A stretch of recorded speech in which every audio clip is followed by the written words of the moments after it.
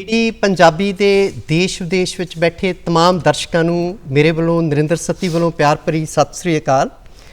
ਜਿਵੇਂ ਕਿ ਆਪਾਂ ਸਾਰੇ ਜਾਣਦੇ ਹਾਂ ਵੀ G20 ਜਿਹੜਾ ਆ ਉਹ 14 ਆਪਣੇ 19 ਤੱਕ ਜਿਹੜਾ ਆ ਅੰਮ੍ਰਿਤਸਰ ਦੇ ਵਿੱਚ ਹੋ ਰਿਹਾ ਔਰ ਐਤਕੀ ਪੰਜਾਬ ਦੇ ਹਿੱਸੇ ਆਇਆ ਹੈਗਾ।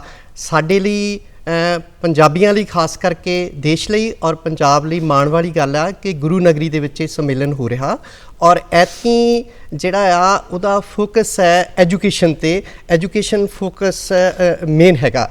ਔਰ ਜਿਵੇਂ ਕਿ 1999 ਦੇ ਵਿੱਚ ਜਦੋਂ ਇਹ G20 ਸ਼ੁਰੂ ਹੋਇਆ ਤਾਂ ਕੁੱਲ ਆਲਮ ਦੇ ਦੇਸ਼ਾਂ ਨੇ ਰਲ ਕੇ ਪਹਿਲਾਂ ਜਿਹੜੇ ਏਸ਼ੀਆ ਦੇ ਵਿੱਚ ਖਾਸ ਕਰਕੇ ਜਿਹੜਾ ਇਕਨੋਮਿਕ ਕ੍ਰਾਈਸਿਸ ਆਇਆ ਉੱਤੋਂ ਸ਼ੁਰੂ ਹੋਇਆ, ਪਰ ਹੁਣ ਇਹ ਸਾਰੇ ਜਿਹੜੇ ਸਬਜੈਕਟਸ ਨੇ ਸਾਰੇ ਵਿਸ਼ਿਆਂ ਨੂੰ ਸਾਰੇ ਖੇਤਰਾਂ ਨੂੰ ਕਵਰ ਕਰਦਾ, ਜਿਹਦੇ ਵਿੱਚ ਕਲਾਈਮੇਟ ਚੇਂਜ ਹੈ, एनवायरनमेंट है, एग्रीकल्चर है, एनर्जी है, उस तमाम खेत्रां नूं कवर किया जाता जी सम्मेलन दे विच। और रोटेशन दे विच इहदी प्रधानगी आ इस वेले भारत के हिस्से इहदी प्रधानगी है जिहड़ी दसंबर 23 दे तक। और अज असीं इस सिलसिले विच गल करांगे। मेरे नाल दो माहर आए ने अपने अपने खेत्रां दे। पहलां उन्हां दा स्टूडियो दे विच खैर मकदम करते हैं और आप जी नाल उन्हां दा तारुफ कराउने आ। मेरे नाल ने राकेश शांतिदूत जी ਜਿਹੜੇ ਬਹੁਤ ਵਰਿਆਂ ਤੋਂ ਜਿਹੜੇ ਆ ਜਰਨਲਿਜ਼ਮ ਦੇ ਖੇਤਰ 'ਚ ਨੇ। ਸ਼ਾਂਤੀਦੂਤ ਜੀ ਤੁਹਾਡਾ ਇੱਥੇ ਸਵਾਗਤ ਆ। ਔਰ ਕਈ ਵਰਿਆਂ ਤੋਂ ਪੜ੍ਹਾਉਂਦੇ ਨੇ ਔਰ ਅੱਜ ਇੱਕ ਨਾਮਵਰ ਕਾਲਜ ਦੇ ਖਾਲਸਾ ਕਾਲਜ ਜਲੰਧਰ ਦੇ ਪ੍ਰਿੰਸੀਪਲ ਨੇ ਡਾਕਟਰ ਨਵਜੋਤ ਹੋਰੀ। ਤੁਹਾਡਾ ਸਟੂਡੀਓ 'ਚ ਆਉਣ 'ਤੇ ਸਵਾਗਤ ਕਰਦੇ ਹਾਂ। ਸਭ ਤੋਂ ਪਹਿਲਾਂ ਆਪਾਂ G20 ਬਾਰੇ ਮੋਟੇ ਤੌਰ 'ਤੇ ਗੱਲ ਕਰਾਂਗੇ ਸ਼ਾਂਤੀਦੂਤ ਜੀ। ਔਰ ਆਪ ਜੀ ਜਿਹੜਾ ਆ ਉਹਨੂੰ ਕਿਵੇਂ ਲੈਂਦੇ ਹੋ, ਇਸ ਸੰਮੇਲਨ ਨੂੰ ਕਿਵੇਂ ਲੈਂਦੇ ਹੋ? ਦੇਖੋ ਨਰਿੰਦਰ, ਤੁਸੀਂ ਜਿਸ ਤਰ੍ਹਾਂ ਗੱਲ ਕੀਤੀ ਹੈ ਕਿ G20 ਜਿਹੜਾ ਉਹ ਐਤਕੀ ਭਾਰਤ ਦੇ ਹਿੱਸੇ ਆਇਆ ਜੀ, ਔਰ ਉਸ ਤੋਂ ਵੀ ਅੱਗੇ ਜਿਹੜਾ ਭਾਰਤ ਦੀ ਸਰਕਾਰ ਨੇ ਪੰਜਾਬ ਨੂੰ ਇੱਕ ਬਹੁਤ ਅਹਿਮ ਵਿਸ਼ੇ ਜਿਹੜਾ ਹੈਗਾ ਜੀ, ਜਿਹੜੇ G20 ਦੇ ਜਿਹੜੇ ਵਰਕਿੰਗ ਗਰੁੱਪਸ ਹੁੰਦੇ ਆ ਜੀ, ਉਹਨਾਂ ਦੇ ਤਹਿਤ ਜਿਹੜਾ ਸਾਡੇ ਐਜੂਕੇਸ਼ਨ ਐਂਡ ਲੇਬਰ ਇਹ ਦੋ ਵਿਸ਼ਿਆਂ ਤੇ ਜਿਹੜਾ ਸਾਡੀ ਅੰਮ੍ਰਿਤਸਰ ਸਾਡਾ ਪਵਿੱਤਰ ਸ਼ਹਿਰ ਹੈ ਜੀ, ਜਿੱਥੇ ਸ਼੍ਰੀ ਹਰਿਮੰਦਰ ਸਾਹਿਬ ਵੀ ਹੈ, ਦਰਬਾਰ ਸਾਹਿਬ ਵੀ ਹੈ, ਉੱਥੇ ਇਹ ਸਾਡੇ ਹਿੱਸੇ ਜਿਹੜੀ ਜਗ੍ਹਾ ਆਈ ਹੈ ਮਤਲਬ ਉਹਦੇ 'ਚ ਇਸ ਵਿਸ਼ਿਆਂ ਦੇ ਉੱਤੇ ਡਿਸਕਸ ਹੋ ਰਿਹਾ ਜੀ। ਔਰ ਐਕਚੁਅਲੀ G20 ਦਾ ਜਿਹੜਾ ਅਸਲ ਸਿਖਰ ਸੰਮੇਲਨ ਹੈ ਉਹ 9-10 ਅਕਤੂਬਰ ਨੂੰ ਦਿੱਲੀ ਦੇ ਪ੍ਰਗਤੀ ਮੈਦਾਨ 'ਚ ਹੋਵੇਗਾ ਨਿਪਟਣਾ ਜੀ। ਔਰ ਇਹਦੀ ਬੜੀ ਅਹਿਮ ਗੱਲ ਹੈ ਕਿ ਜਿਹੜਾ ਇਹ ਪ੍ਰੋਗਰਾਮ ਭਾਰਤ ਦੇ ਹਿੱਸੇ ਉਦੋਂ ਆਇਆ ਜਦੋਂ ਭਾਰਤ ਆਪਣੀ ਆਜ਼ਾਦੀ ਦਾ 75ਵਾਂ ਅੰਮ੍ਰਿਤ ਮਹੋਤਸਵ ਮਨਾ ਰਿਹਾ ਜੀ। ਇਹ ਸਾਡੇ ਪ੍ਰਧਾਨ ਮੰਤਰੀ ਜੀ ਨੇ ਡਿਕਲੇਅਰ ਕੀਤਾ ਸੀ ਕਿ ਇਹ ਵਰ੍ਹਾ ਸਾਡੇ ਲਈ ਅਹਿਮ ਹੈ ਜੀ। ਵੈਸੇ ਇਹ ਜਿਹੜਾ ਰੋਟੇਸ਼ਨ ਦੇ ਵਿੱਚ ਜਦੋਂ ਸਾਡੀ ਵਾਰੀ ਆਉਂਦੀ ਹੈ G20 ਮੁਲਕਾਂ ਦੀ, ਤੇ ਸਾਨੂੰ ਇਹ 2021 ਦੇ ਵਿੱਚ ਵੈਸੇ ਇਹ ਪ੍ਰੋਗਰਾਮ ਆਉਣਾ ਸੀ ਸਾਡੇ ਕੋਲ ਬਿਲਕੁਲ, ਪਰ ਸਾਡੇ ਪ੍ਰਧਾਨ ਮੰਤਰੀ ਸਾਹਿਬ ਨੇ ਉਦੋਂ ਇਟਲੀ ਦੀ ਸੀ ਤਾਂ ਉਹਨਾਂ ਨੂੰ ਕਿਹਾ ਵੀ ਤੁਸੀਂ ਸਾਡੀ ਜਗ੍ਹਾ ਇਹ ਪ੍ਰੋਗਰਾਮ ਤੁਸੀਂ ਅਗਰ ਕਰਾ ਲਓ ਕਿਉਂਕਿ ਸਾਡਾ ਆਜ਼ਾਦੀ ਦਾ 75ਵਾਂ ਮਹੋਤਸਵ ਆਉਣਾ ਤਾਂ ਸਾਨੂੰ ਬਹੁਤ ਅੱਛਾ ਲੱਗੇਗਾ ਜੀ। ਤੇ ਉਹ ਫਿਰ ਉਹਦੇ ਵਿੱਚ ਉਹ ਸਾਰੇ ਉਹਨੇ ਪ੍ਰਧਾਨ ਮੰਤਰੀ ਦੇ ਆਗ੍ਰਹ ਨੂੰ ਉਹਨਾਂ ਨੇ ਫੌਰੀ ਸਵੀਕਾਰਿਆ, ਪਰ ਫਿਰ ਉਹ ਲੇਟਰ ਪਹਿਲਾਂ ਬਾਲੀ ਨੇ ਕੀਤਾ, ਬਾਲੀ ਵਿੱਚ ਹੋਇਆ, ਇੰਡੋਨੇਸ਼ੀਆ ਨੇ ਲਿਆ ਜੀ, ਕਿਉਂਕਿ ਇੰਡੋਨੇਸ਼ੀਆ ਨੇ ਹੁਣ ਇਸ ਵੇਲੇ ਜਿਹੜਾ ਉਹ ਸਾਊਥ ਈਸਟ ਏਸ਼ੀਆ ਦਾ ਜਿਹੜੀ ਐਤਕੀ ਸਮਿਟ ਸੀ ਉਹਨੂੰ ਕਰਨਾ ਸੀ, ਕੰਡਕਟ ਕਰਨਾ ਸੀ, ਚੇਅਰ ਕਰਨਾ ਸੀ ਜੀ। ਸੋ G20 ਹੋਣਾ ਭਾਰਤ ਲਈ ਏਡੀ ਗੌਰਵ ਦੀ ਗੱਲ ਹੈ। ਜਦੋਂ ਭਾਰਤ ਪਹਿਲੇ ਤਾਂ ਭਾਰਤ G20 ਦੇਸ਼ਾਂ ਦਾ ਵਿੱਚ ਹੋਣਾ ਹੀ ਬੜੀ ਵੱਡੀ ਗੱਲ ਸੀ ਬਿਲਕੁਲ ਜੀ। ਹੁਣ G20 ਜਿਹੜੇ ਦੇਸ਼ ਇੱਥੇ ਇਕੱਠੇ ਹੋਣਗੇ, ਵੈਸੇ 28 ਦੇਸ਼ਾਂ ਦੇ 55 ਪ੍ਰਤੀਨਿਧਾਂ ਨੇ ਇੱਥੇ ਭਾਗ ਲੈਣਾ ਇਹਦੇ ਵਿੱਚ ਬਿਲਕੁਲ ਜੀ। ਟੋਟਲ ਜਿਹੜੇ ਕੋਈ ਇਨਵਾਈਟੀ ਮੈਂਬਰਸ ਹੁੰਦੇ ਨੇ, ਕੋਈ ਐਕਸਪਰਟਸ ਹੁੰਦੇ ਨੇ ਬਿਲਕੁਲ। ਸੋ G20 ਦੇ ਵਿੱਚ ਹੁਣ ਜਿਹੜਾ ਅਸੀਂ ਜਿਸ ਵੇਲੇ ਇਹ ਭਾਰਤ ਦੇ ਹਿੱਸੇ ਆਇਆ ਔਰ ਪੰਜਾਬ ਦੇ ਵਿੱਚ ਜਿਹੜਾ ਮੈਂ ਜ਼ਿਕਰ ਕੀਤਾ ਤੁਹਾਨੂੰ ਕਿ ਜਦੋਂ ਦੁਨਿਆਵੀ ਮਤਲਬ ਪੂਰੀ ਦੁਨੀਆ ਕੌਮਾਂਤਰੀ ਪੱਧਰ ਦੇ ਜਿਹੜੇ ਐਕਸਪਰਟਸ ਨੇ ਇੱਥੇ ਆਉਣਾ ਜੀ, ਉੱਥੇ ਜਿੱਥੇ ਸਾਨੂੰ ਐਜੂਕੇਸ਼ਨ ਦੀ ਜਦੋਂ ਅਸੀਂ ਗੱਲ ਕਰਦੇ ਹਾਂ ਤਾਂ ਸਾਨੂੰ ਜਿੱਥੇ ਐਜੂਕੇਸ਼ਨ ਦੇ ਮਿਆਰਾਂ ਬਾਰੇ ਜਾਣਕਾਰੀ ਮਿਲਣੀ ਹੈ, ਇੰਟਰਨੈਸ਼ਨਲ ਸਟੈਂਡਰਡਸ ਦੇ ਉੱਤੇ ਗੱਲ ਕਰਨੀ ਪੈਣੀ ਹੈ ਕਿਉਂਕਿ ਪੰਜਾਬ ਦੇ ਵਿੱਚੋਂ ਬਹੁਤ ਸਾਰੇ ਸਟੂਡੈਂਟਸ ਬਾਹਰ ਪੜ੍ਹਨ ਜਾ ਰਹੇ ਆ ਬਿਲਕੁਲ। ਤੇ ਇਹਨਾਂ ਚੀਜ਼ਾਂ ਨੇ ਸਿਰਫ ਸਾਨੂੰ ਐਜੂਕੇਸ਼ਨ ਸਟੈਂਡਰਡ ਨਹੀਂ ਮੈਨੂੰ ਲੱਗਦਾ ਸਿਖਾਉਣਾ, ਸਾਨੂੰ ਜੀਵਨ ਜਾਂਚ ਜਿਹੜੀ ਦੁਨੀਆ ਦੇ ਨਾਲ ਜਿੱਦਾਂ ਅਸੀਂ ਅੱਗੇ ਵਧ ਰਹੇ ਹਾਂ ਜੀ। ਔਰ ਇਹਦੀ ਮੈਂ ਜਿਹੜੀ ਇੱਕ ਅਹਿਮ ਗੱਲ ਤੁਹਾਨੂੰ ਹੋਰ ਦੱਸਣੀ ਚਾਹੂੰਗਾ ਜੀ, ਬਈ ਸਾਡਾ ਇਹ ਜਿਹੜਾ G20 ਦਾ ਪ੍ਰੋਗਰਾਮ ਭਾਰਤ ਦੀ ਸਾਡੀ ਸਰਕਾਰ ਕਰ ਰਹੀ ਹੈ, ਉਹ ਜਿਹੜਾ ਮਹਾ ਉਪਨਿਸ਼ਦ ਦਾ ਜਿਹੜਾ ਮੁੱਖ ਵਾਕ ਹੈਗਾ ਵਸੁਦੇਵ ਕੁਟੁੰਬਕਮ ਕਿ ਦੁਨੀਆ ਇੱਕ ਸਾਰੀ ਦੁਨੀਆ ਇੱਕ ਹੈ, ਉਹਦੇ ਉੱਤੇ ਗ੍ਰੀਨ ਵਰਡ ਨੂੰ ਲੈ ਕੇ ਚੱਲੀ। ਤੁਸੀਂ ਗੱਲ ਕੀਤੀ ਨਾ ਵੀ ਜਿਹੜਾ ਸਾਡੇ ਨੌਜਵਾਨ ਵਿਦੇਸ਼ਾਂ 'ਚ ਜਾ ਰਹੇ ਆ, ਮੈਡਮ ਆਪਾਂ ਇਹਦੇ ਬਾਰੇ ਗੱਲ ਕਰਾਂਗੇ ਵੀ ਤੁਸੀਂ ਸਾਨੂੰ ਇਹਦੇ ਬਾਰੇ ਥੋੜ੍ਹਾ ਜਿਹਾ ਚਾਨਣਾ ਪਾਓ ਵੀ ਜਿਵੇਂ ਅੱਜ ਕੱਲ੍ਹ ਕਹਿੰਦੇ ਆ ਬ੍ਰੇਨ ਡਰੇਨ ਹੋ ਰਿਹਾ, ਸਾਡਾ ਪੈਸਾ ਵੀ ਵਿਦੇਸ਼ਾਂ ਵਿੱਚ ਜਾ ਰਿਹਾ ਔਰ ਜਿਹੜਾ ਨੌਜਵਾਨ ਜਿਹੜਾ ਆ ਦੇਸ਼ ਦਾ ਉਹ ਵੀ ਉਧਰ ਨੂੰ ਭੱਜ ਰਿਹਾ, ਚਾਹੇ ਉਹ ਯੂਰਪੀਅਨ ਕੰਟਰੀਜ਼ ਹੋਣ ਤੇ ਚਾਹੇ ਉਹ ਨਾਰਥਰਨ ਅਮਰੀਕਨ ਦੇਸ਼ ਹੋਣ, ਚਾਹੇ ਸਾਊਥ ਡਾਊਨ ਆਸਟ੍ਰੇਲੀਆ ਨਿਊਜ਼ੀਲੈਂਡ ਵਰਗੇ ਦੇਸ਼ ਹੋਣ। ਬਿਲਕੁਲ ਜੀ, G20 ਦੇ ਅੰਤਰਗਤ ਜਿਹੜਾ ਸੰਮੇਲਨ ਹੋ ਰਿਹਾ ਜਿਹਦੇ ਵਿੱਚ 19 ਦੇਸ਼ ਔਰ ਯੂਰਪੀਅਨ ਜਿਹੜੇ ਹੈ ਦੇਸ਼ ਸ਼ਾਮਲ ਹੋ ਰਹੇ ਆ, ਉਹਦਾ ਇੱਕ ਅੰਤਰਰਾਸ਼ਟਰੀ ਪੱਧਰ ਤੇ ਮੈਂ ਦੇਖ ਰਹੀ ਹਾਂ ਕਿ ਵਿਦਿਅਕ ਸਹਿਯੋਗ ਦੇ ਲਈ ਆਪਸੀ ਮਿਲਵਰਤਨ ਤੇ ਗੱਲਬਾਤ ਹੋਏਗੀ, ਖੋਜਾਂ ਤੇ ਗੱਲ ਹੋਏਗੀ, ਨਵੀਨਤਾ ਤੇ ਗੱਲਬਾਤ ਹੋਏਗੀ, ਵਿਦਿਆ ਦੇ ਵਿੱਚੋਂ ਰੁਜ਼ਗਾਰ ਦੇ ਮੌਕੇ ਮੁਹੱਈਆ ਕਰਵਾਉਣ ਦੀ ਗੱਲ ਹੋਏਗੀ। ਪਰ ਜੇ ਅਸੀਂ ਆਪਣੇ ਜਿਹੜੇ ਹੁਣੇ ਤੁਸੀਂ ਬ੍ਰੇਨ ਡਰੇਨ ਦੀ ਗੱਲ ਕੀਤੀ, ਸਾਡੇ ਲਈ ਇਸ ਵੇਲੇ ਪੰਜਾਬ ਦੇ ਵਿੱਚ ਸਭ ਤੋਂ ਵੱਡਾ ਸੰਕਟ ਜਿਹੜਾ ਹਾਇਰ ਐਜੂਕੇਸ਼ਨ ਲਈ ਹੈ ਉਹ ਬ੍ਰੇਨ ਡਰੇਨ ਹੀ ਹੈ ਕਿ ਸਾਡੀ ਨੌਜਵਾਨ ਪੀੜ੍ਹੀ ਜਿਹੜੀ ਵਿਦੇਸ਼ਾਂ ਵੱਲ ਭੱਜੀ ਜਾ ਰਹੀ ਹੈ। ਇਹ ਨਹੀਂ ਹੈ ਕਿ ਪਹਿਲਾਂ ਨਹੀਂ ਸੀ ਜਾਂਦੇ ਨੌਜਵਾਨ, ਪਹਿਲਾਂ ਵੀ ਜਾਂਦੇ ਸੀ, ਪਰ ਪਹਿਲਾਂ ਜਿੱਦਾਂ ਗ੍ਰੈਜੂਏਸ਼ਨ ਕਰਨ ਤੋਂ ਬਾਅਦ ਚਲੇ ਗਏ, ਮਾਸਟਰਸ ਦੀ ਡਿਗਰੀ ਜਾ ਕੇ ਕਿਸੇ ਵੀ ਦੇਸ਼ 'ਚ ਕਰ ਲਈ, ਪਰ ਹੁਣ ਤਾਂ 10+2 ਕਰਨ ਤੋਂ ਬਾਅਦ ਹੀ ਬੱਚੇ ਜਿਹੜੇ ਆ ਉਹ ਬਾਹਰ ਨੂੰ ਭੱਜੀ ਜਾ ਰਹੇ ਆ ਔਰ ਜਿਹਦੇ ਕਰਕੇ ਕਾਲਜਸ ਜਿਹੜੇ ਆ ਉਹ ਬੜੇ ਵੱਡੇ ਸੰਕਟ ਦੇ ਵਿੱਚੋਂ ਲੰਘ ਰਹੇ ਆ। ਔਰ ਸੱਤੀ ਜੀ ਇਹਦੇ 'ਚ ਸਿਰਫ ਮੈਂ ਜੇ ਗੱਲ ਕਰਾਂ ਤਾਂ ਸਿਰਫ ਆਰਟਸ, ਸਾਇੰਸ ਜਾਂ ਕਮਰਸ ਦੇ ਕਾਲਜਸ ਨਹੀਂ ਹੈ, ਇੰਜੀਨੀਅਰਿੰਗ ਕਾਲਜਸ ਵੀ ਬਹੁਤ ਸਾਰੇ ਜਿਨ੍ਹਾਂ ਦੇ ਵਿੱਚ ਸੀਟਸ ਨਹੀਂ ਪੂਰੀਆਂ ਹੋ ਰਹੀਆਂ। ਮੈਂ IIT ਜਾਂ IIM ਦੀ ਗੱਲ ਨਹੀਂ ਕਰਦੀ, ਜਿੱਦਾਂ PTU ਦੇ ਅੰਡਰ ਬਹੁਤ ਸਾਰੇ ਕਾਲਜਸ ਨੇ, ਈਵਨ ਡੈਂਟਲ ਕਾਲਜਸ ਦੇ ਵਿੱਚ ਵੀ ਪਤਾ ਲੱਗਿਆ ਕਿ ਉੱਥੇ ਵੀ ਸੀਟਸ ਪੂਰੀਆਂ ਨਹੀਂ ਹੋ ਰਹੀਆਂ। ਇੱਕ ਜਿਹੜਾ ਰੁਝਾਨ ਚੱਲ ਰਿਹਾ ਹੈ ਬ੍ਰੇਨ ਡਰੇਨ ਦਾ, ਇਹਦੇ ਨਾਲ ਪੰਜਾਬ ਦਾ ਜਿਹੜਾ ਨੁਕਸਾਨ ਹੋ ਰਿਹਾ, ਇੱਕ ਤਾਂ ਸਾਡੀ ਨੌਜਵਾਨੀ ਬਾਹਰ ਜਾ ਰਹੀ ਹੈ ਜਿਹਦੀ ਬਹੁਤ ਵੱਡੀ ਦੇਸ਼ ਨੂੰ ਲੋੜ ਹੈ, ਔਰ ਦੂਸਰਾ ਇਸ ਸੰਕਟ ਨੂੰ ਲੰਬੇ ਸਮੇਂ ਤੱਕ ਇਹਦੇ ਪ੍ਰਭਾਵ ਰਹਿਣਗੇ ਔਰ ਪੈਸਾ ਸਾਰਾ ਜਿਹੜਾ ਸਾਡਾ ਹੈ ਉਹ ਬਾਹਰ ਜਾ ਰਿਹਾ। ਪਹਿਲਾਂ ਕੀ ਹੁੰਦਾ ਸੀ, ਸਾਡੇ ਨੌਜਵਾਨ ਜਾਂਦੇ ਸੀ, ਮਾਫ ਕਰਨਾ, ਆਪਾਂ ਹੁਣੀ ਆਪਾਂ ਜਿਹੜਾ ਆ ਰਣਜੀਤ ਅਹੂਜਾ ਪ੍ਰੋਫੈਸਰ ਸਾਹਿਬ ਜਿਹੜੇ IIT ਰੋਪੜ ਦੇ ਡਾਇਰੈਕਟਰ ਨੇ ਉਹਨਾਂ ਨਾਲ ਗੱਲ ਕਰਾਂਗੇ ਹਾਲ ਦੀ ਘੜੀ ਜੀ। ਸਿੱਖਿਆ ਨੂੰ ਲੈ ਕੇ G20 ਦੇ ਮੁਲਕ ਜਿਹੜੇ ਨੇ ਉਹ ਵੀ ਪੂਰੀ ਚਰਚਾ 'ਚ ਰੁੱਝੇ ਹੋਏ ਨੇ ਤੇ ਜਿਹੜੀ ਅੰਮ੍ਰਿਤਸਰ 'ਚ ਮੀਟਿੰਗ ਚੱਲ ਰਹੀ ਹੈ ਇਸ ਦੇ ਵਿੱਚ ਸਿੱਖਿਆ ਦੇ ਬਾਰੇ ਚਰਚਾ ਹੋ ਰਹੀ ਹੈ ਕਿ ਕਿਵੇਂ ਅਸੀਂ ਨੌਜਵਾਨਾਂ ਨੂੰ ਉਹ ਸਿੱਖਿਆ ਦੇਣੀ ਹੈ ਜਿਹੜੀ ਕਿ ਉਹਨਾਂ ਨੂੰ ਅੱਗੇ ਜਾ ਕੇ ਹੁਨਰਮੰਦ ਬਣਾਵੇ, ਕੌਸ਼ਲ ਦੇਵੇ, ਰੋਜ਼ਗਾਰ ਦੇਵੇ। ਇਸ ਵੇਲੇ ਸਾਡੇ ਨਾਲ ਮੌਜੂਦ ਨੇ IIT ਰੋਪੜ ਦੇ ਡਾਇਰੈਕਟਰ ਪ੍ਰੋਫੈਸਰ ਰਾਜੀਵ ਅਹੂਜਾ ਜੀ। ਅਸੀਂ ਉਹਨਾਂ ਨਾਲ ਗੱਲ ਕਰਦੇ ਹਾਂ ਕਿ ਕਿਸ ਤਰ੍ਹਾਂ ਦੇਖਦੇ ਨੇ ਇਹ ਸਾਰੀ ਜਿਹੜੀ ਮੀਟਿੰਗ ਚੱਲ ਰਹੀ ਹੈ, ਇਸ ਨੂੰ ਕਿਸ ਤਰ੍ਹਾਂ ਦੇਖਦੇ ਨੇ। ਜੀ ਸਰ, ਤੁਹਾਡਾ ਦੂਰਦਰਸ਼ਨ ਸਵਾਗਤ ਹੈ। ਧੰਨਵਾਦ। ਕਿਸ ਤਰ੍ਹਾਂ ਦੇਖਦੇ ਹੋ ਤੁਸੀਂ ਜਿਹੜੀ ਮੀਟਿੰਗ ਚੱਲ ਰਹੀ ਹੈ? ਇਹ ਜਿਹੜੀ ਹੁਣ ਮੀਟਿੰਗ ਚੱਲ ਰਹੀ ਹੈ 3 ਦਿਨਾਂ ਦੇ ਵਾਸਤੇ, G20 ਦੀ ਮੀਟਿੰਗ ਹੈ। ਇਹ ਮੀਟਿੰਗ ਦਾ ਬੜਾ ਇੰਪੈਕਟ ਹੋਣ ਵਾਲਾ ਹੈ क्योंकि यह रिसर्च ਤੇ ਇਨੋਵੇਸ਼ਨ ਤੇ ਹੈ। ਇਨੋਵੇਸ਼ਨ ਮਤਲਬ ਹੈ ਸਕਿੱਲ ਨਾਲ ਡਾਇਰੈਕਟਲੀ ਰਿਲੇਟਡ ਹੈ, ਤੇ ਇਹ ਸਾਡੇ ਨੌਜਵਾਨਾਂ ਵਾਸਤੇ ਕਾਫੀ ਫਾਇਦੇਮੰਦ ਰਹੇਗੀ। ਔਰ ਫਿਰ G20 ਕੰਟਰੀ ਦੇ ਜਿਹੜੇ ਆਪਣੇ ਐਕਸਪੀਰੀਅੰਸ ਹਨ ਉਹ ਇੱਥੇ ਸ਼ੇਅਰ ਕੀਤੇ ਜਾ ਰਹੇ ਹਨ, ਤੇ ਉਹ ਅਸੀਂ ਵੀ ਉਹ ਜਿਹੜੀ ਬੈਸਟ ਪ੍ਰੈਕਟਿਸ ਜਿਹੜੀ ਬੋਲਦੇ ਹਾਂ ਹਰ ਕੰਟਰੀ ਦੀ, ਉਹਨੂੰ ਅਸੀਂ ਇੱਥੇ ਯੂਜ਼ ਕਰ ਸਕਦੇ ਹਾਂ ਤੇ ਆਪਣੇ ਨੌਜਵਾਨਾਂ ਨੂੰ ਨਵੀਂ ਸਕਿੱਲ ਦੇ ਸਕਦੇ ਹਾਂ।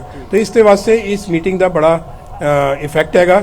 ਔਰ ਸਿਰਫ ਸਾਡੀ ਐਗਜ਼ੀਬਿਸ਼ਨ ਵੀ ਚੱਲ ਰਹੀ ਹੈ ਜਿਹਦੇ ਵਿੱਚ ਅਸੀਂ ਆਲਮੋਸਟ 100 ਜਿਹੜੇ ਅਸੀਂ ਇਨੋਵੇਸ਼ਨ ਦਿਖਾ ਰਹੇ ਹਾਂ ਜਿਹੜੇ ਨੌਜਵਾਨਾਂ ਨੂੰ प्रोत्साहित करेगी, क्योंकि अपने स्टार्टअप लगा सकते हैं तो नांदी ना खाली स्किल डेवलप होएगी, वो अपना बिजनेस भी शुरू कर सकते हैं अपने स्टार्टअप। तो IIT रोपड़ हो गया वो उन्होंने हेल्प भी करेगी।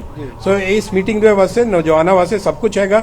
ए मीटिंग जो एम भी है वो नौजवानों को किवें स्किल देनी है, किवें उन्होंने रिसर्च ते इनोवेशन के बारे दसना है, तो किवें रिसर्च ते इनोवेशन असीं कोलैबोरेशन कर सकते हैं। हुण G20 जो कंट्री हैं 20 कंट्री हैं ते इत्थे नो इनवाइटेड कंट्री हैं, ते उन्हां दे नाल असीं किवें कोलैबोरेट करके ਅਸੀਂ ਆਪਣੀ ਰਿਸਰਚ ਤੇ ਆਪਣੇ ਇਨੋਵੇਸ਼ਨ ਨੂੰ ਇੱਕ ਨਵੇਂ ਲੈਵਲ ਤੱਕ ਲੈ ਜਾ ਸਕਦੇ ਹਾਂ। ਔਰ ਜਿਵੇਂ ਜਿਹੜੇ ਅੰਡਰ ਡਿਵੈਲਪ ਜਿਹੜੇ ਡਿਵੈਲਪਿੰਗ ਕੰਟਰੀ ਹਨ ਉਹਨਾਂ ਦੀ ਕਿਵੇਂ ਅਸੀਂ ਹੈਲਪ ਵੀ ਕਰ ਸਕਦੇ ਹਾਂ, ਕਿਉਂਕਿ ਹੁਣ ਤਾਂ ਹਿੰਦੁਸਤਾਨ ਤਾਂ ਭਾਰਤ ਦੀ ਇੱਕ ਨਵੀਂ ਉਚਾਈ ਤੇ ਪਹੁੰਚ ਗਿਆ, ਅਸੀਂ ਦੂਜੀ ਕੰਟਰੀ ਦੀ ਵੀ ਹੈਲਪ ਕਰ ਸਕਦੇ ਹਾਂ। ਤਾਂ ਇਹ ਮੀਟਿੰਗ ਸਾਨੂੰ ਇਹ ਮੌਕਾ ਦਿੱਤਾ ਹੈ ਕਿ ਅਸੀਂ ਸਾਰੇ ਐਕਸਪਰਟ ਜਿਹੜੇ G20 ਕੰਟਰੀ ਤੋਂ ਆਏ ਹਨ ਉਹਨਾਂ ਦੇ ਨਾਲ ਮਿਲ ਕੇ ਡਿਸਕਸ਼ਨ ਕਰ ਦਈਏ, ਕੋਈ ਪਾਲਿਸੀ ਬਣਾਈਏ ਕਿਵੇਂ ਅਸੀਂ ਇੱਕ ਦੂਜੇ ਦੀ ਹੈਲਪ ਕਰ ਸਕਦੇ ਹਾਂ, ਕਿਵੇਂ ਅਸੀਂ ਇਨੋਵੇਸ਼ਨ ਨੂੰ ਇੱਕ ਨਵੇਂ ਲੈਵਲ ਤੇ ਲੈ ਜਾ ਕੇ ਉਹਨੂੰ ਰੋਜ਼ਗਾਰ ਦਾ ਸਾਧਨ ਬਣਾਵਾਂਗੇ, ਔਰ ਕਿਵੇਂ ਅਸੀਂ ਇਹਨਾਂ ਨੂੰ स्किल देंगे स्पेशली यंग पीपल। हुणे तुसीं कल डिस्कशन विच असीं इंडस्ट्री 4.40 डिस्कस करता है, उसे इंडस्ट्री 4.0 की असीं करने जा रहे हैं कि जिहड़े साडे नौजवान ने उन्होंने IoT दे बारे दसांगे, उन्होंने 3D प्रिंटिंग दे बारे दसांगे, उन्होंने AI ML दे बारे दसांगे, जिहड़ा फ्यूचर है इंडस्ट्री 4.0 ਦਾ ਉਹਨਾਂ ਨੂੰ ਅਸੀਂ ट्रेनिंग देंगे। तो नौजवानों ਨੂੰ ट्रेनिंग मिलेगी और they can drone specially drone technology वास्ते भी ट्रेनिंग देंगे कि वो ड्रोन चला सकेंगे। तो इस तरह की ट्रेनिंग देंगे, फार्मिंग यूज़ कर सकते हैं ड्रोन ਨੂੰ, और किवें ਅਸੀਂ स्मार्ट एग्रीकल्चर कर सकते हैं किसानों वास्ते है। तो ये सारे इत्थे ਅਸੀਂ स्टॉल भी लगाए हुए हैं, तो यह मेन डिस्कशन है। ਜਿਵੇਂ ਯੂਨਾਈਟਿਡ ਨੇਸ਼ਨ ਦੇ ਗੋਲ ਦੇਖੋਗੇ ਤਾਂ ਗੋਲ 17 ਸਿੱਖਿਆ ਦੇ ਉੱਤੇ ਹੀ ਹੈਗਾ ਕਿ ਕਿਵੇਂ ਅਸੀਂ ਸਿੱਖਿਆ ਦੇ ਪੂਰੇ ਖਾਲੀ ਇੰਡੀਆ 'ਚ ਨਹੀਂ ਪੂਰੇ ਵਿਸ਼ਵ ਵਿੱਚ ਹमें ਕਿਵੇਂ ਅਸੀਂ इंडिया जो एक नई एक लीडिंग जो होती है कि भागीदारी निभा सकता है, तो उस स्टार्ट से ये मीटिंग हो रही है और अभी मीटिंग चल रही है। कल हमारा लास्ट दिन है, कल भी डिलिब्रेशन होगा। अभी G20 के कंट्रीज के डेलीगेट उनकी मीटिंग भी चल रही है, वो भी कल चलेगी। उसके बाद एक कंक्लूजन होगा। तो कल आपको सबको एग्जीबिशन में आना चाहिए।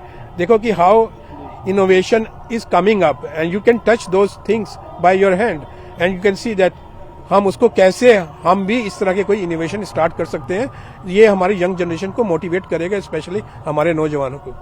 ਜਿਸ ਤਰ੍ਹਾਂ ਅਸੀਂ ਦੇਖਿਆ ਹੈ ਕਿ ਮੀਟਿੰਗਾਂ ਤਾਂ ਕਈ ਹੁੰਦੀਆਂ ਹੈਗੀਆਂ, ਕੀ ਮੰਨਦੇ ਹੋ ਕਿ ਕਦੋਂ ਤੱਕ ਜਿਹੜੀ ਸਾਰੀ ਡੈਲੀਗੇਸ਼ਨ ਜਿਹੜੀ ਉਹ ਤੋਂ ਜਿਹੜੀ ਆਊਟਕਮ ਹੈਗੀ ਹੈ ਉਹ ਕਦ ਤੱਕ ਇੰਪਲੀਮੈਂਟ ਆਪਾਂ ਸੋਚ ਸਕਦੇ ਹਾਂ? ਦੇਖੋ ਜੀ, ਅਸੀਂ ਤਾਂ ਆਲਰੇਡੀ ਜਿਹੜੇ ਮੈਂ ਹੁਣ ਤੁਹਾਨੂੰ ਦੱਸਿਆ, ਅਸੀਂ ਆਲਰੇਡੀ ਜਿਹੜੇ ਸਾਡੇ ਆਸ-ਪਾਸ ਦੇ ਕਿਸਾਨ ਹਨ, ਜਿਹੜੇ ਆਸ-ਪਾਸ ਦੇ ਸਾਡੇ ਲੋਕ ਹਨ, ਉਹਨਾਂ ਦੀ ਅਸੀਂ ਹੈਲਪ ਕਰ ਰਹੇ ਹਾਂ। ਸੋ ਇਹ ਸਾਡਾ ਮੈਂਡੇਟ ਵੀ ਹੈ ਤੇ ਸਾਡੀ ਸੋਸ਼ਲ ਰਿਸਪੌਂਸਿਬਿਲਿਟੀ ਵੀ ਹੈ। तो काफी कुछ जड़ा इतने डिस्कस हो रहा है।